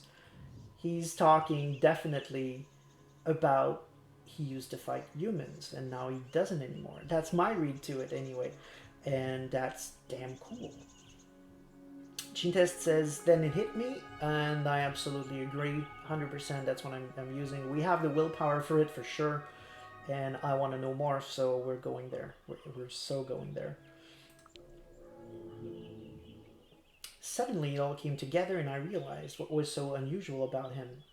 The way he moved, it was so unnatural, so effortless. No one who'd spent their childhood sitting all day at school or in front of a screen could move that way.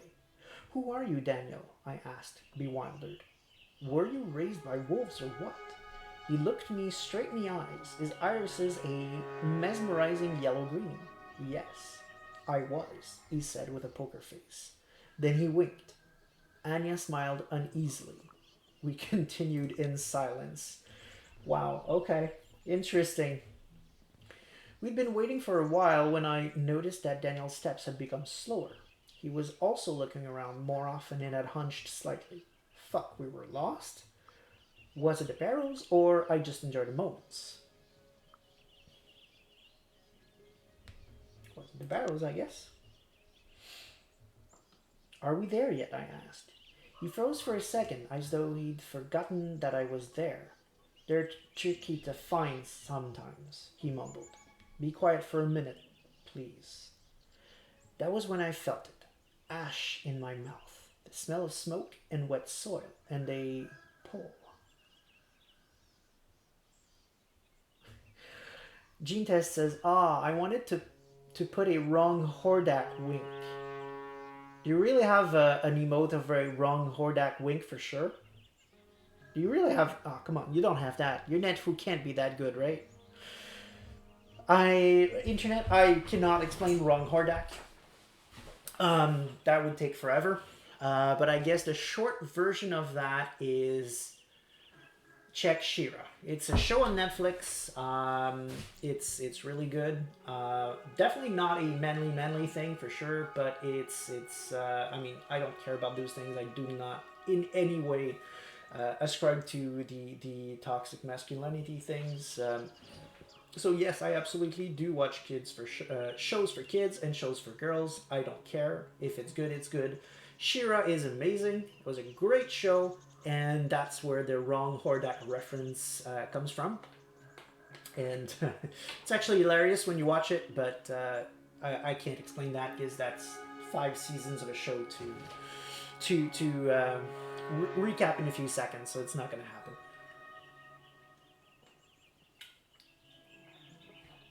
She says, not on Twitch, but look at Facebook. I will later on, because wow, really? That's a thing?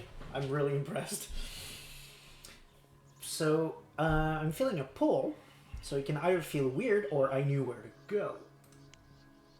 Where are we standing on our stats? We've got 3 analytical, 3 spiritual, and 4 cunning. I guess I know where to go.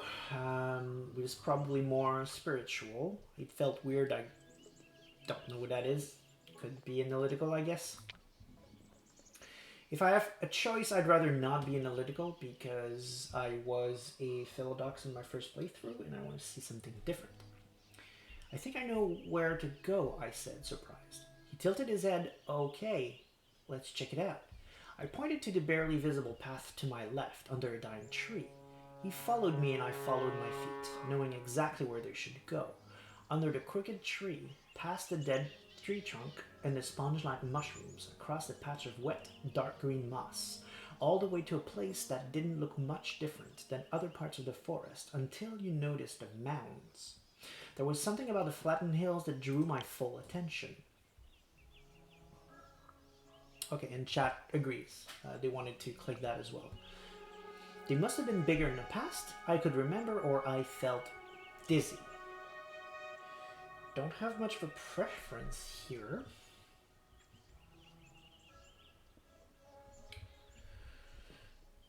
Chat, do you have anything you want to choose?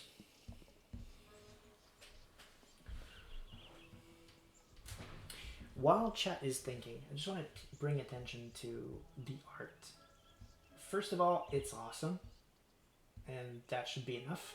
But more than that, I don't know how detailed you're seeing it on chat, but there is this weird dazed effect moving across the picture here and there. And I don't think that was in the original demo. That is the kind of details they added in between that I think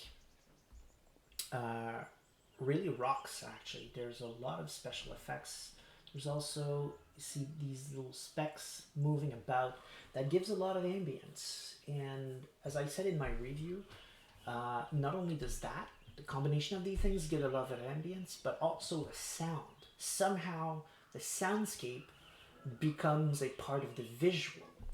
The most striking example I had of that, we're not going to see because it was actually in the village, but here already it's a strong soundscape. Just hearing the sounds of the forest, of the birds singing, we get the feeling that we're in the city. I could remember gene tests, and then we've got bigger in the past. So we've got two contradicting votes, which means I take the one that was said first, which was, which one did I say?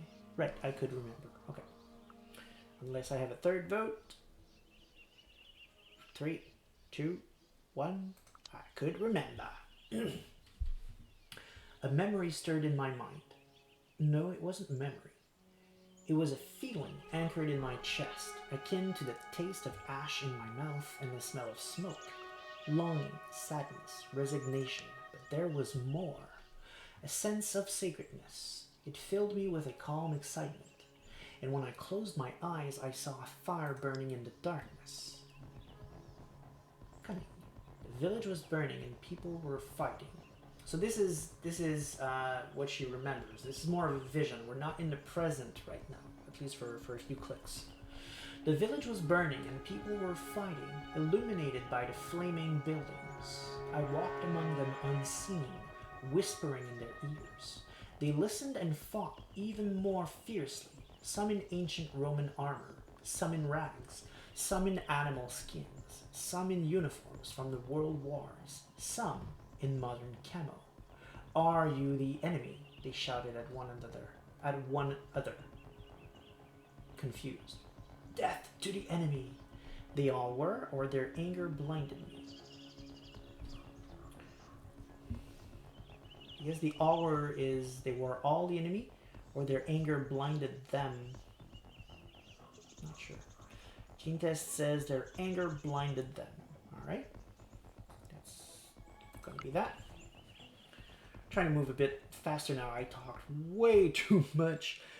So the 2 hours are already up, and we're not even halfway through the chapter 1. So.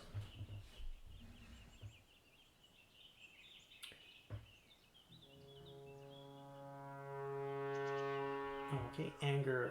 I don't remember what I clicked, but I think that's what... Oh, right. Blinded by anger. We got it. Perfect. They never noticed their real enemy, even when I was whispering in their ears. When I opened my eyes, Daniel was watching me. You were somewhere else, he said. You said you had family here. I nodded, I dodged a question, or I lied. I would nod personally. We're trying to bond. I heard that my father's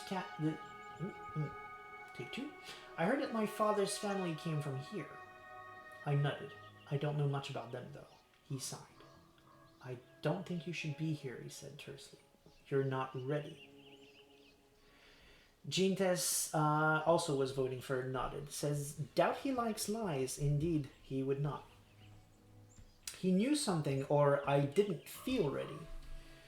Interesting choice. We're pushing it, or we're going along with what he says. That said, chat is poking for he knew something, but that's where we're going to go. As I was explaining, it's already getting late, and I would like to at least get through chapter 1 tonight.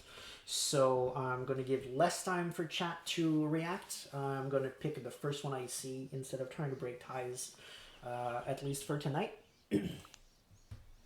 Because I'm trying to get to new stuff, essentially. Chapter 1 we've seen in the demo, so I want to try to get to chapter 2.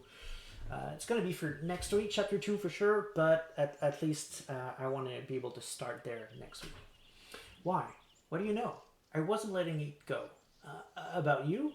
Not much, but I know the Pushta. The pass is close here. His eyes were worried as he looked at me. And if the Pushta calls to you, it's wise to listen, but it's not wise to get lost in the voices. Come. On the way back, I was lost in my thoughts. The voices in the vision knew what I had to do. It's almost as though it was expected of me. Okay, Nomad also agrees with that he knew something. Cool. Was this what my family did here, or I discarded that thought, which apparently makes us angry? Suppose we're gonna go with, was this what my family did there? I guess that's the question that digs in a little bit more. What do y'all think? What do y'all think?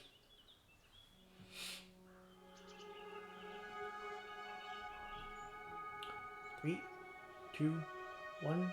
Alright. Why had Daniel asked about my family? Was the vision showing me what my ancestors had done here? I was scared or accepted that thought. Chat says family, family. Good. That's what I chose. I seem to have a rather long delay. No, okay, we're good. I thought it took a while for me to get the chat's response. I accepted that thought. We're going with that. Hint updated. Vision showed blood and fire in my family's past. I smiled. A bigger picture was finally starting to come to light. Trickery was in my blood. The walk back was uneventful. Okay. I felt a little tired. Sorry, pronunciation is getting off the rail, is getting late. The shadows of the enormous trees cooled the sweat on my skin. The taste of ash lingered in my mouth. So now we've got the Wolf's Den, or the Place of Power. Leaning towards the Wolf's Den again because we're trying to dig into Daniel's past. But of course, I will I will favor whatever chat wants to do. And chat agrees with the Wolf's Den. So here we go.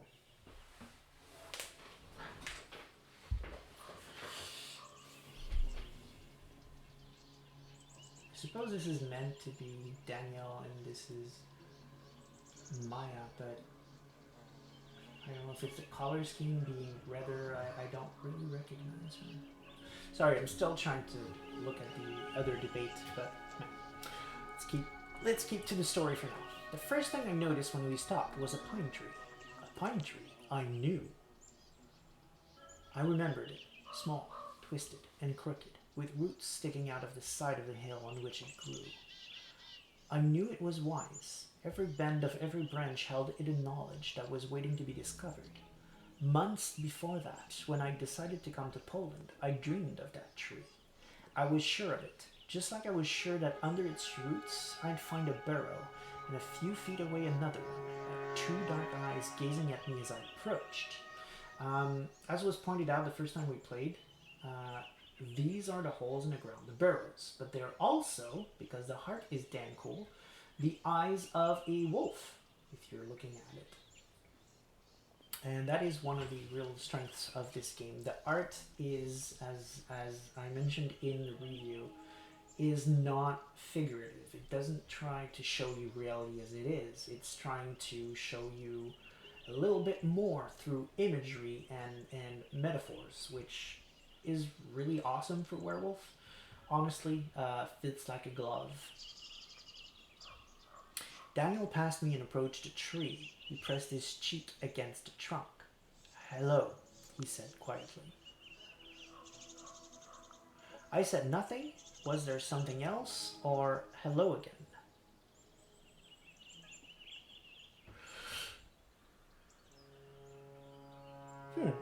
Interesting. In the interest of digging deeper into Daniel, Gene Test says, I said nothing, so I guess it's letting him do his thing and see if it's gonna grow into something else.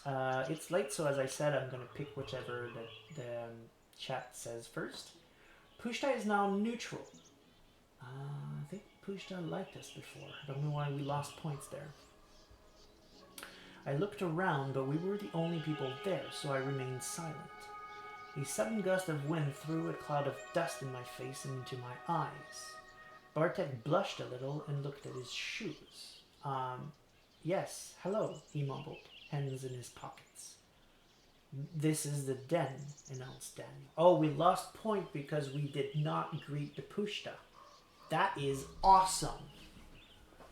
Interesting, too, that Bartek knew enough, despite being partly responsible for the logging, he knew enough to say hello as well.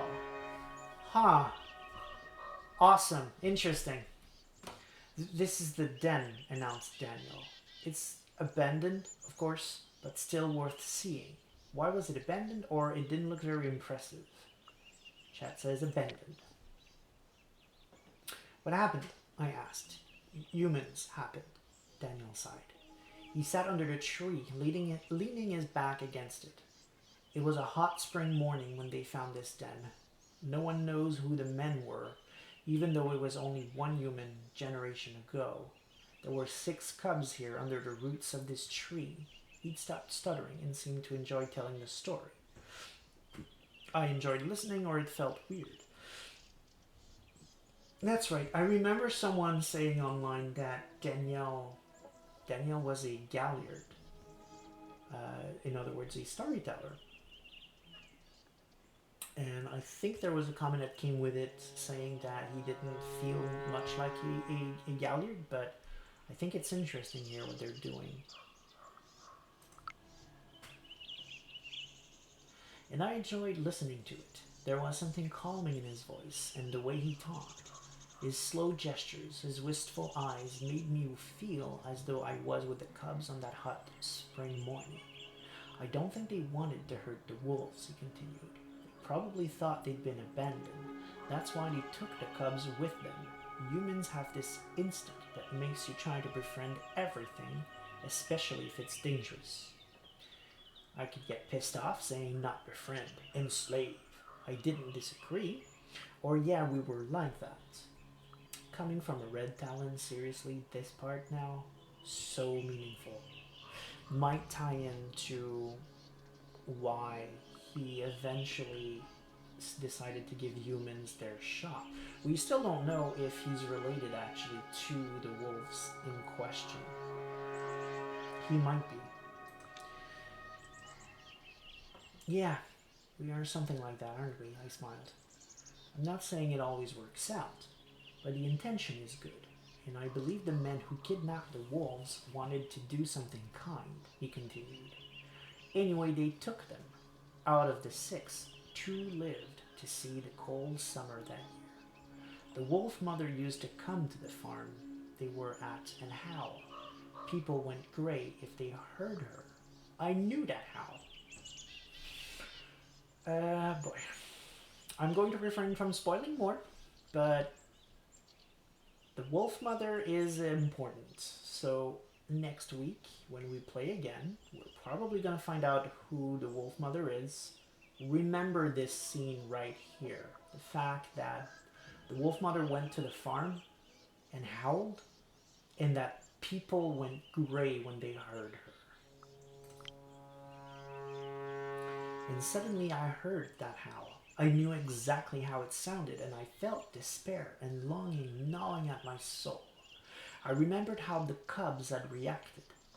They snarled at people, they whimpered for their mother to leave, or they were silent. So this looks like a choice where we can change the story here. It's very interesting because I think it has direct implication in Daniel's backstory. And I'm going to go out and say it.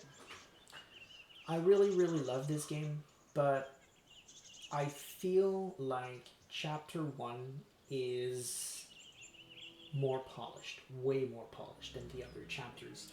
I feel like this is the longest chapter by far, first, and second, it's the only chapter that takes the time to establish that kind of thing, to give you time to really get to know some of the most important characters in this game. There are 6 of them. Daniel is one of them, and you actually have a chance now to bond with him. He sticks with you through several vignettes, and you really don't have that with any of the other characters.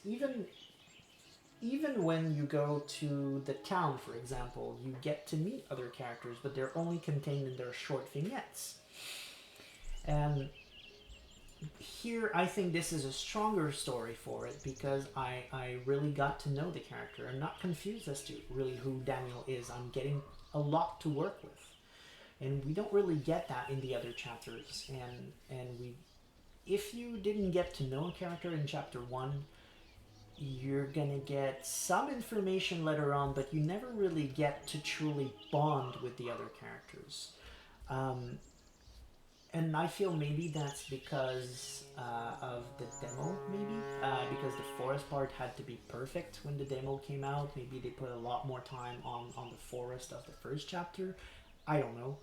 Um, I'm just it's a feeling I had, and it's being confirmed now that I'm playing the game again and choosing the forest again. I liked the city. I liked that it showed me different characters, and there are a couple of things in the city that I think are really, really damn cool. But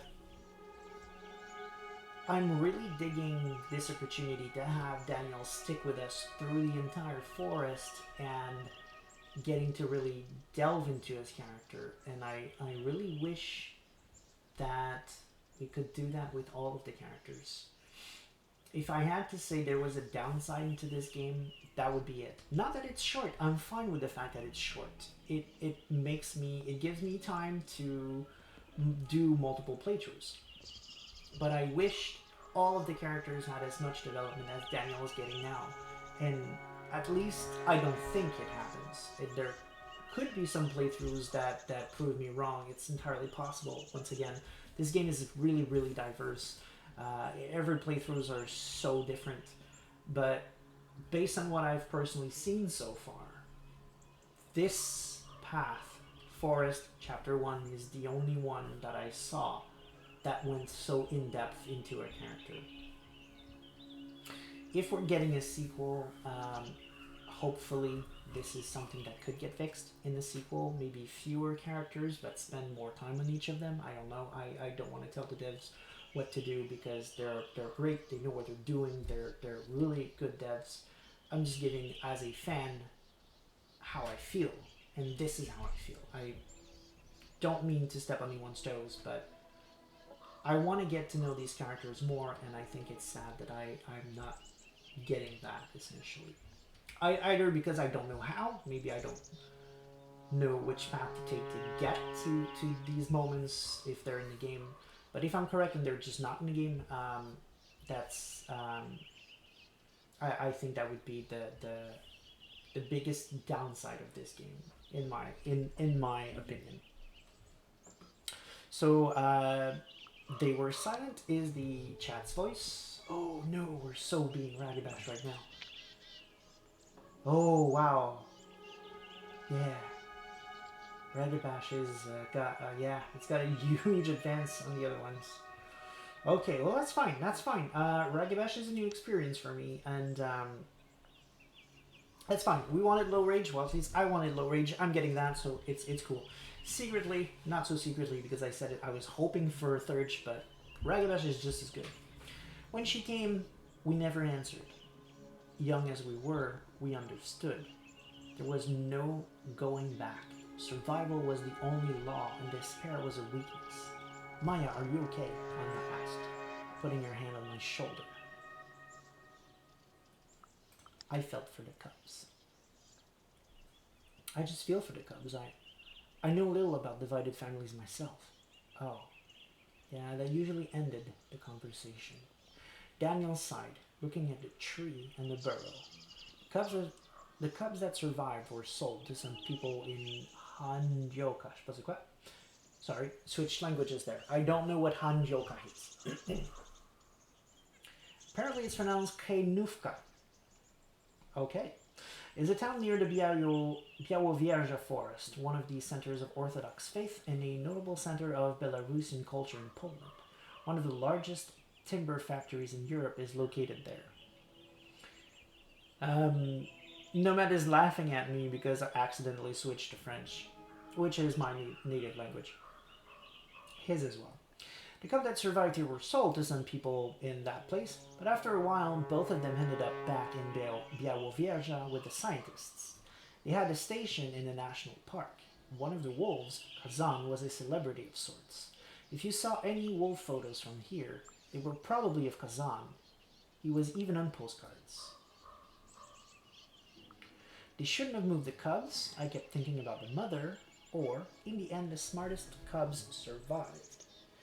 Are we going with the? We're going with the option here that maybe Danielle is one of those cubs. If so, maybe the smartest cub survive is the option that's going to get him to open up more. What do my setmates think?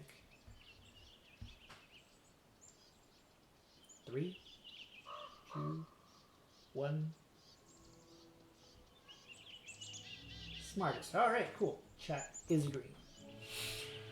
Danielle is now friendly. Yep, I think that was the right choice. Perfect. Jean says maybe he's Kazan. Yeah, I was thinking that actually.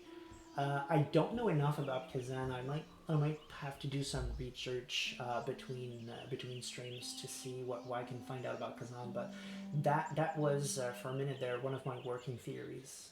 Let's see what we can find out. It's impressive that Kazan survived, I decided. He was smart to befriend people. Daniel smiled. Survival is always good, he agreed. There was a slight gust of wind and the tree creaked. I remembered that sound from my dreams as well, a sound that made me feel safe. How often had he shared that story? I looked at the empty den, or what happened to Kazan. Oh shit, yeah, we made the right calls, people. Setmates, we're getting this. We're digging into Daniel. Oh, I'm so happy this playthrough is happening. And what happened later? I felt like I knew Daniel well enough to ask that. Is Kazan still alive? He lived for 8 years in that park. Daniel looked at me with his yellow-green eyes until they let another male wolf into his pen. I held my breath. They fought over the she-wolf, and Kazan lost. Bartek shook his head. It was human neglect. They should have known what would happen. Anya looked up on her phone. I've read about that, she sounded upset. They didn't notice he was wounded. It took him 3 days to die. Are you fucking kidding me? Daniel shrugged. He lived a long life and died fighting. It was good. It's a park, it's not a zoo. But they said pen. So, I mean, come on, pen, not that big. 3 days to notice your wolf is wounded to death? Wow. Yeah, that is neglect. So probably not Danielle then. Good to know. He looked at the burrows for a long time. This place is my friend, so I try to keep it important and respected. I think it's my mission, you know? I could relate to that, or this guy was super weird. Gonna veto relate to that, I guess, because we're trying to keep Daniel on our side here. I think I understand. Every family had a story worth remembering. Daniel looked at the tree one last time. Goodbye, he said.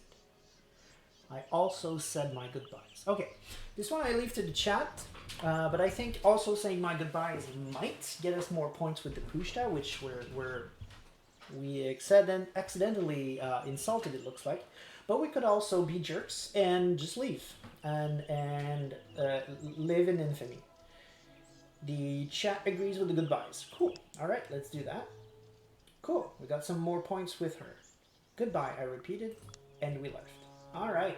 So the forest is now... Wait, what? Town? Okay, no. Wow, okay. Wow, I thought for a second there that we might have been able to suddenly veer off and go to town instead, which would have blown my mind entirely. All right. I don't know if the town was there before or if it just showed up. The forest was alive around us, vigilant, but not alarmed by our presence. I kept thinking about the stolen cubs. And we are going to the place of power. Achievement unlocked. Beacon. A buzzing in my ears. It started with the hair on the backs of my hands rising. The hair around me seemed brighter, lighter. The leaves in the tree trunks turned yellow and my skin started to prickle. I realized that I couldn't hear anything except for a low buzzing that was filling my ears. I couldn't think. Words appeared and disappeared in my head faster than I could notice them. I had to do something. Snap out of it. I willed it to stop. I tried to clear my mind, or I took a step back.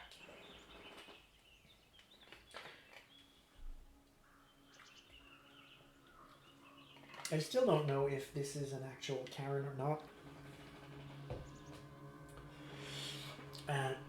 Which would make this the Karen hard or not. But from what I got, there seem to be multiple areas referenced as places of power in the forest in real life.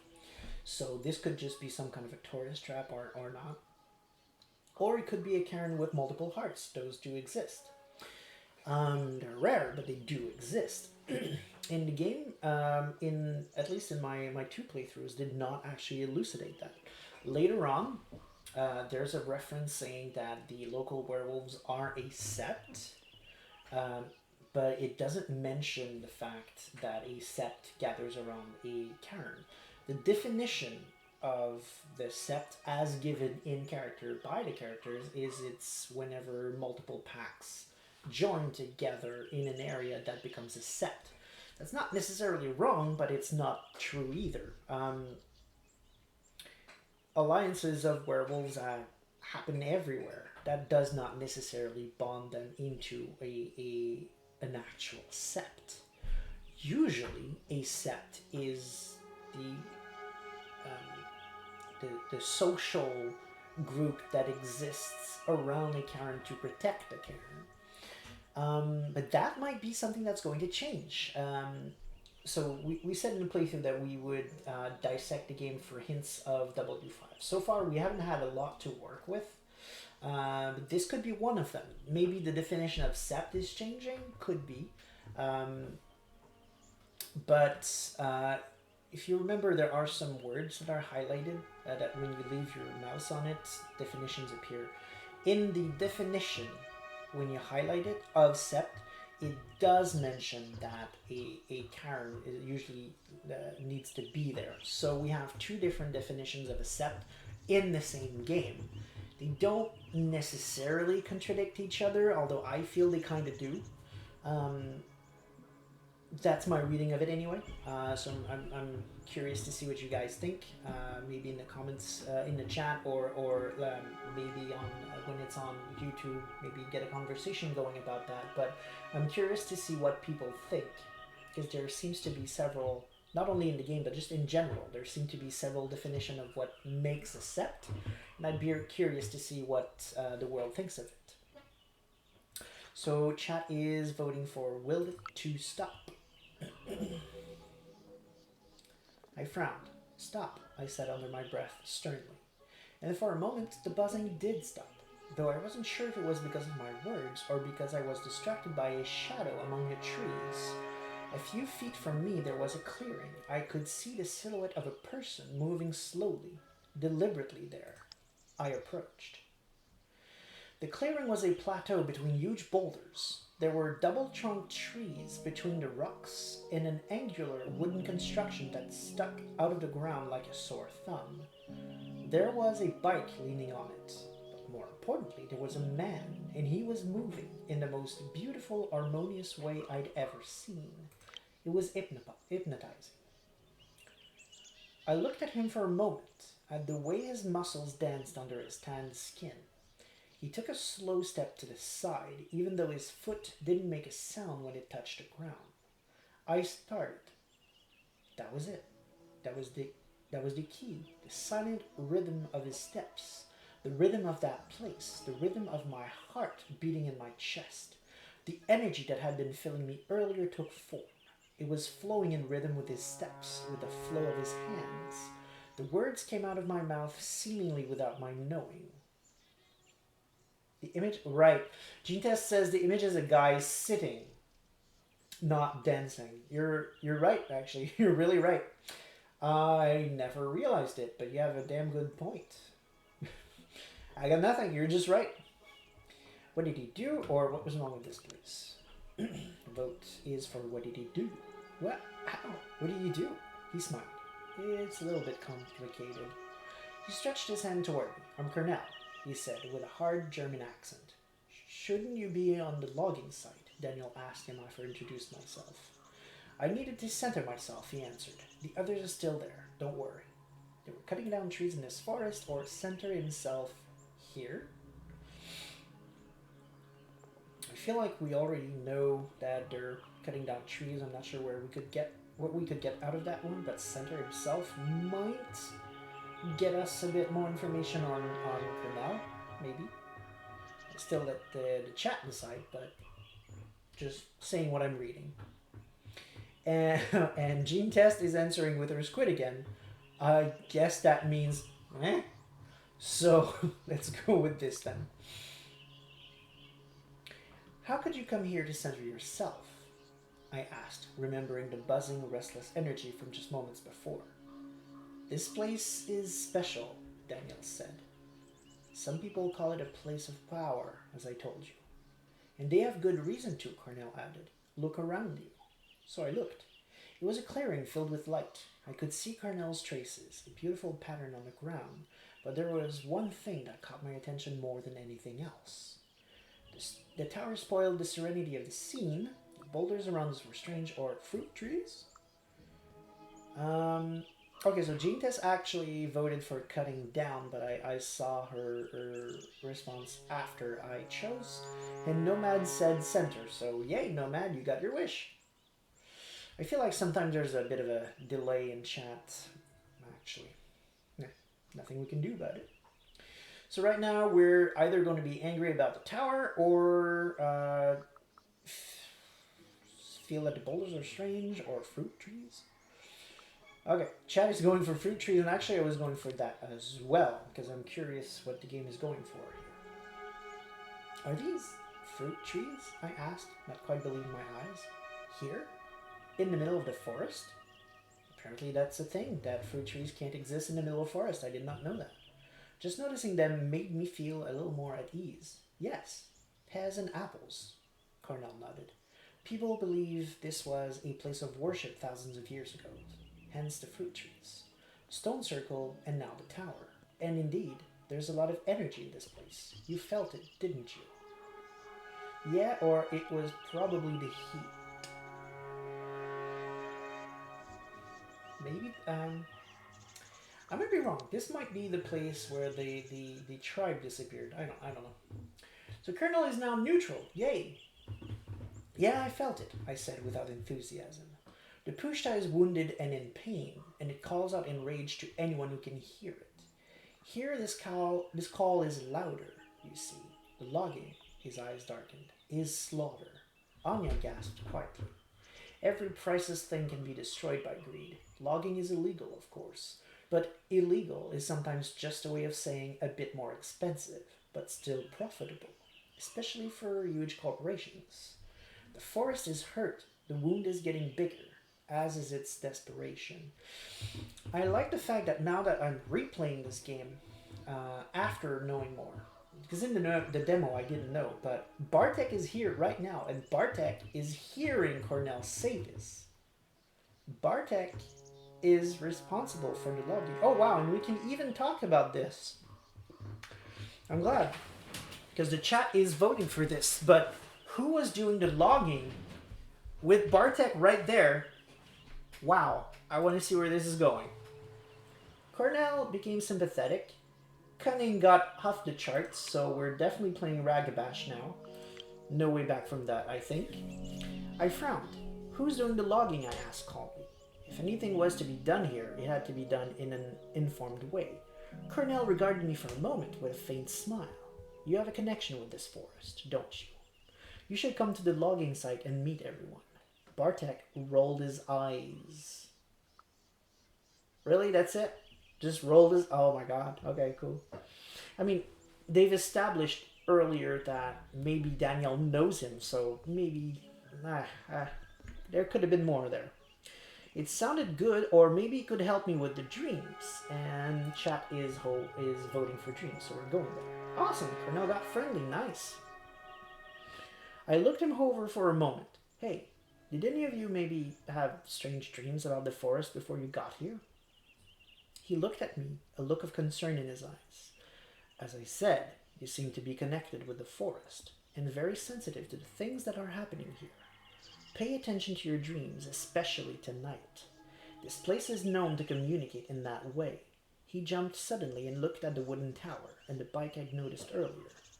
The Schwalbe is getting restless, he said. And as Daniel pointed out, I should be on the logging site setting up the protest. Schwalbe? What is a Schwalbe? I asked, confused. He named his bike Swallow, Daniel explained. He loves it very much. Colonel grinned. Oh, I do. Nice meeting you, Maya. All I wanted to do was get out of here. The moment he disappeared, the buzzing came back. It wasn't as strong as before, but it was there. All I wanted to do was get out of here.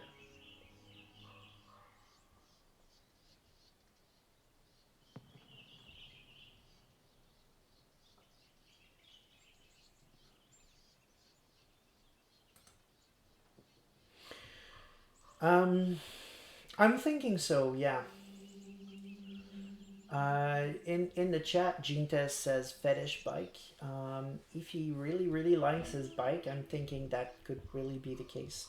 For those who don't remember, in Werewolf the Apocalypse, you can bind a spirit to an object to make it magical, so to speak. And the term for a magical object like that in Werewolf is called a fetish.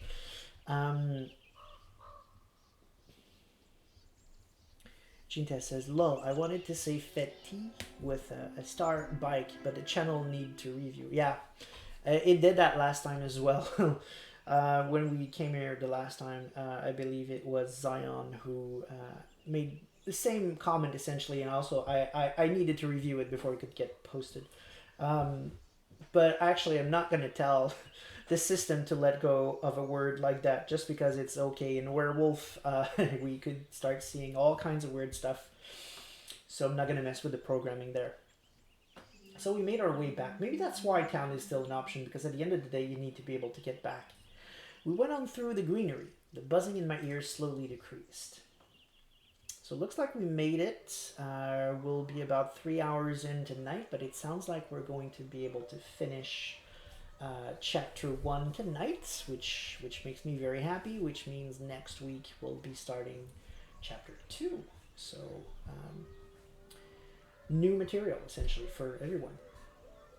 The first evening. The B&B was quaint.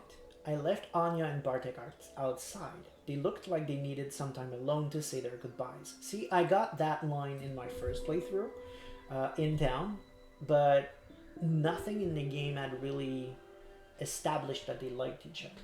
Then again, in the town, a hell of a lot of things happen, and I guess it makes sense that I wouldn't have really noticed them bonding while I was busy talking with some weird lady who gives me drug and some weird drunkards making a scene and all of that. So it makes sense, I suppose, that I wouldn't have noticed. But still, at the end of the day, I didn't notice. So that line felt a bit out of place.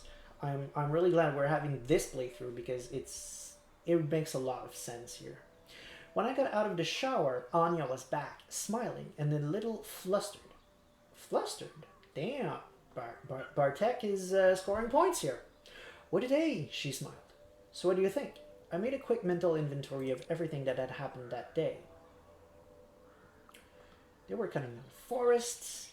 Place of power sure made an impression. Daniel was a strange guy. I was moved by the story of the wolves, or I was freaked out by the vision at the barrows. Interesting. Nomad says, Okay, I hear it. It's a appropriate. Okay, I see. I don't know what he's reacting to though. That he's scoring points. I'm thinking that's what. Gene Test is voting that you take them all. Yeah, that's the plan for sure. Absolutely. So I'm just gonna take them by exactly. It's the recap. I'm just gonna take them by order essentially. And Nomad confirms. Yeah, he's reacting to that what I was saying. Bartek's a player. I can't believe they're logging here. I shook my head. Isn't the forest on a UNESCO list or something? Yeah, I know. I want to check out this protest people were talking about. Maybe we could go there tomorrow. Place of power sure made an impression. I felt a strange energy in the place of power before we met Cornell. It still freaks me out. Cornell seemed cool though, Anya answered. And he seemed to really understand what you're going through. He did. I don't think that option was there in the demo though. I mean, we've been through the forest twice, and I think Anya was there both times, and there's more options in the recap now than there was. Interesting. There's something strange about the forest guide. I tried to put my finger on it. He acted like he learned how to be a human from a book he didn't understand. I know, right? Maybe it's the isolation. It seems he spent most of his time in the forest. Gene Test says, when I see Bartek, I always see him as Bartok, the bat from Anastasia. Wow, okay.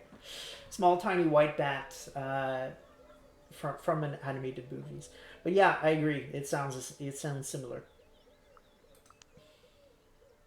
See, that's interesting though.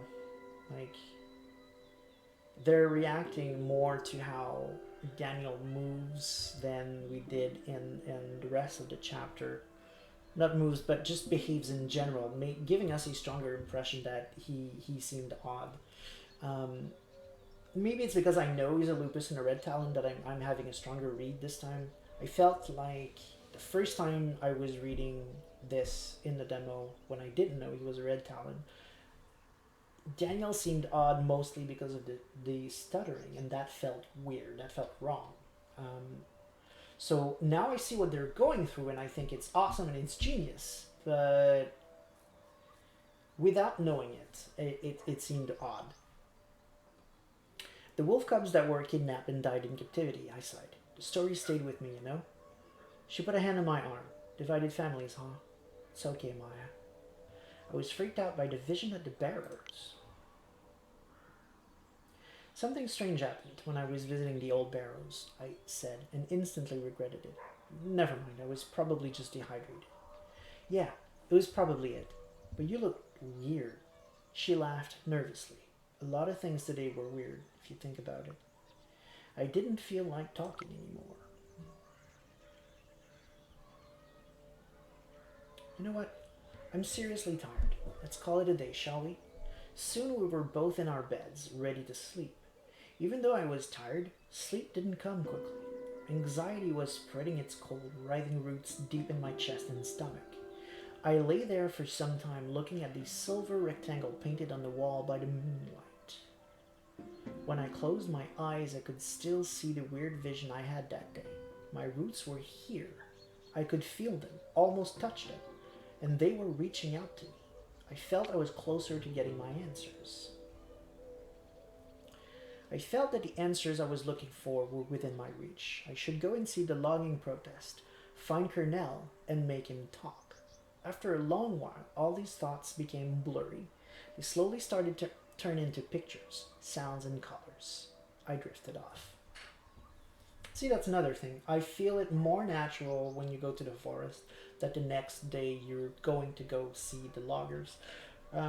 Next time I'm probably going to force the issue and go to town if we make a second playthrough just so that we can all see this, but it makes sense too that we're going to the logging the next day, but less than here. Here we were strongly introduced to 2 characters, not 3.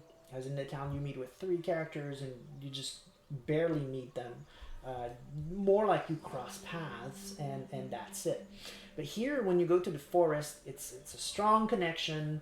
It shows that these people might know more. They're presented in a weird mystical way, and we're brought here by our weird mystical dreams. So to me, it feels really natural that the next day we're definitely going to the logging. We need to know more about this. We need to talk to Cornell. You get that with one of the other characters when you go to the town, but it feels less strong, I guess. We'll see that when we play the town again. So I drifted off. Let's go have our vision. In a big city, Old men sit in leather chairs, lazily enjoying their ever-growing wealth. They watch Biało Wieża on flickering screens. They watch me. I tremble. Something is coming. It's huge and monstrous. I'm a cub or I am a seed.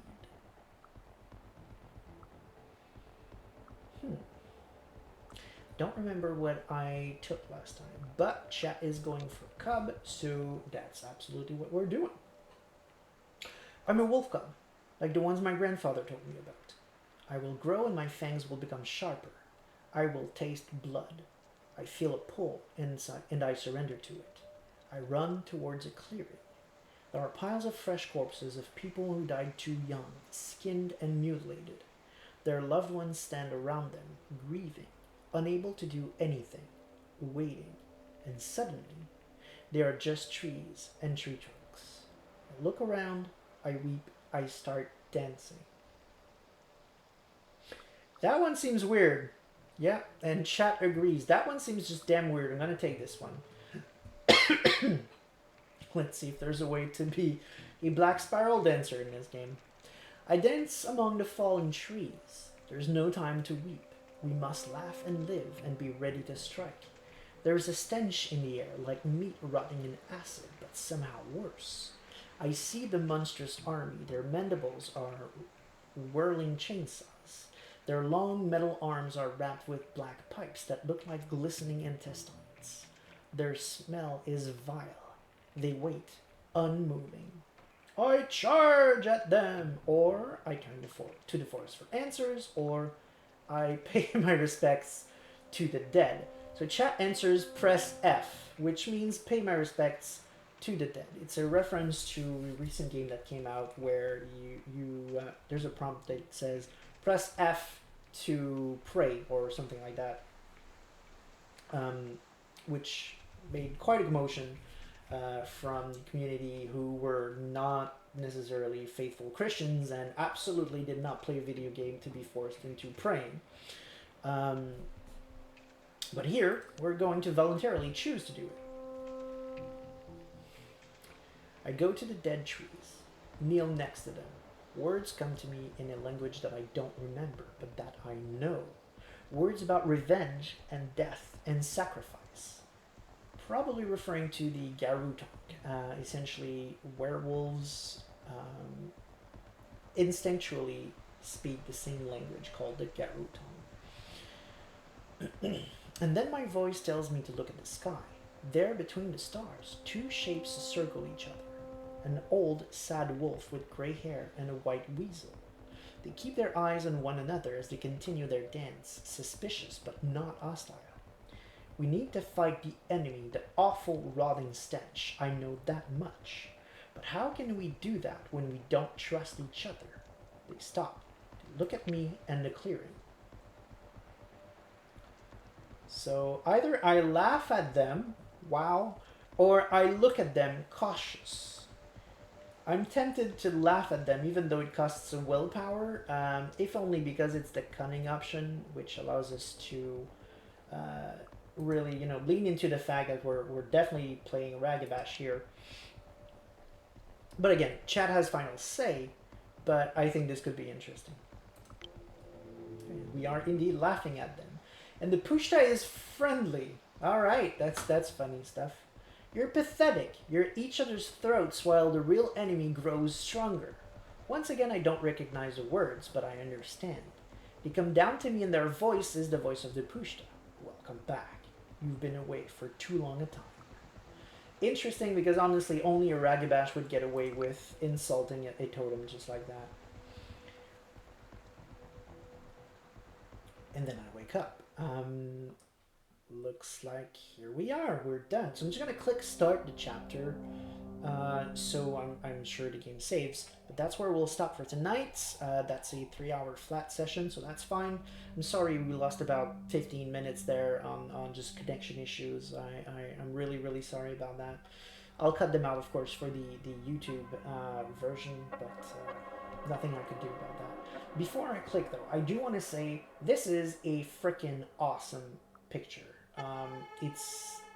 The game, as we said, tries to be more metaphor than literally showing things. But this art right there, even though it is literal, I mean, there's nothing wrong with being literal. I'm just saying it's not the normal art style that the game is aiming for. But it's so damn beautiful, and I think so well augmented by these leaves falling. This is freaking breathtaking, is what I'm trying to say.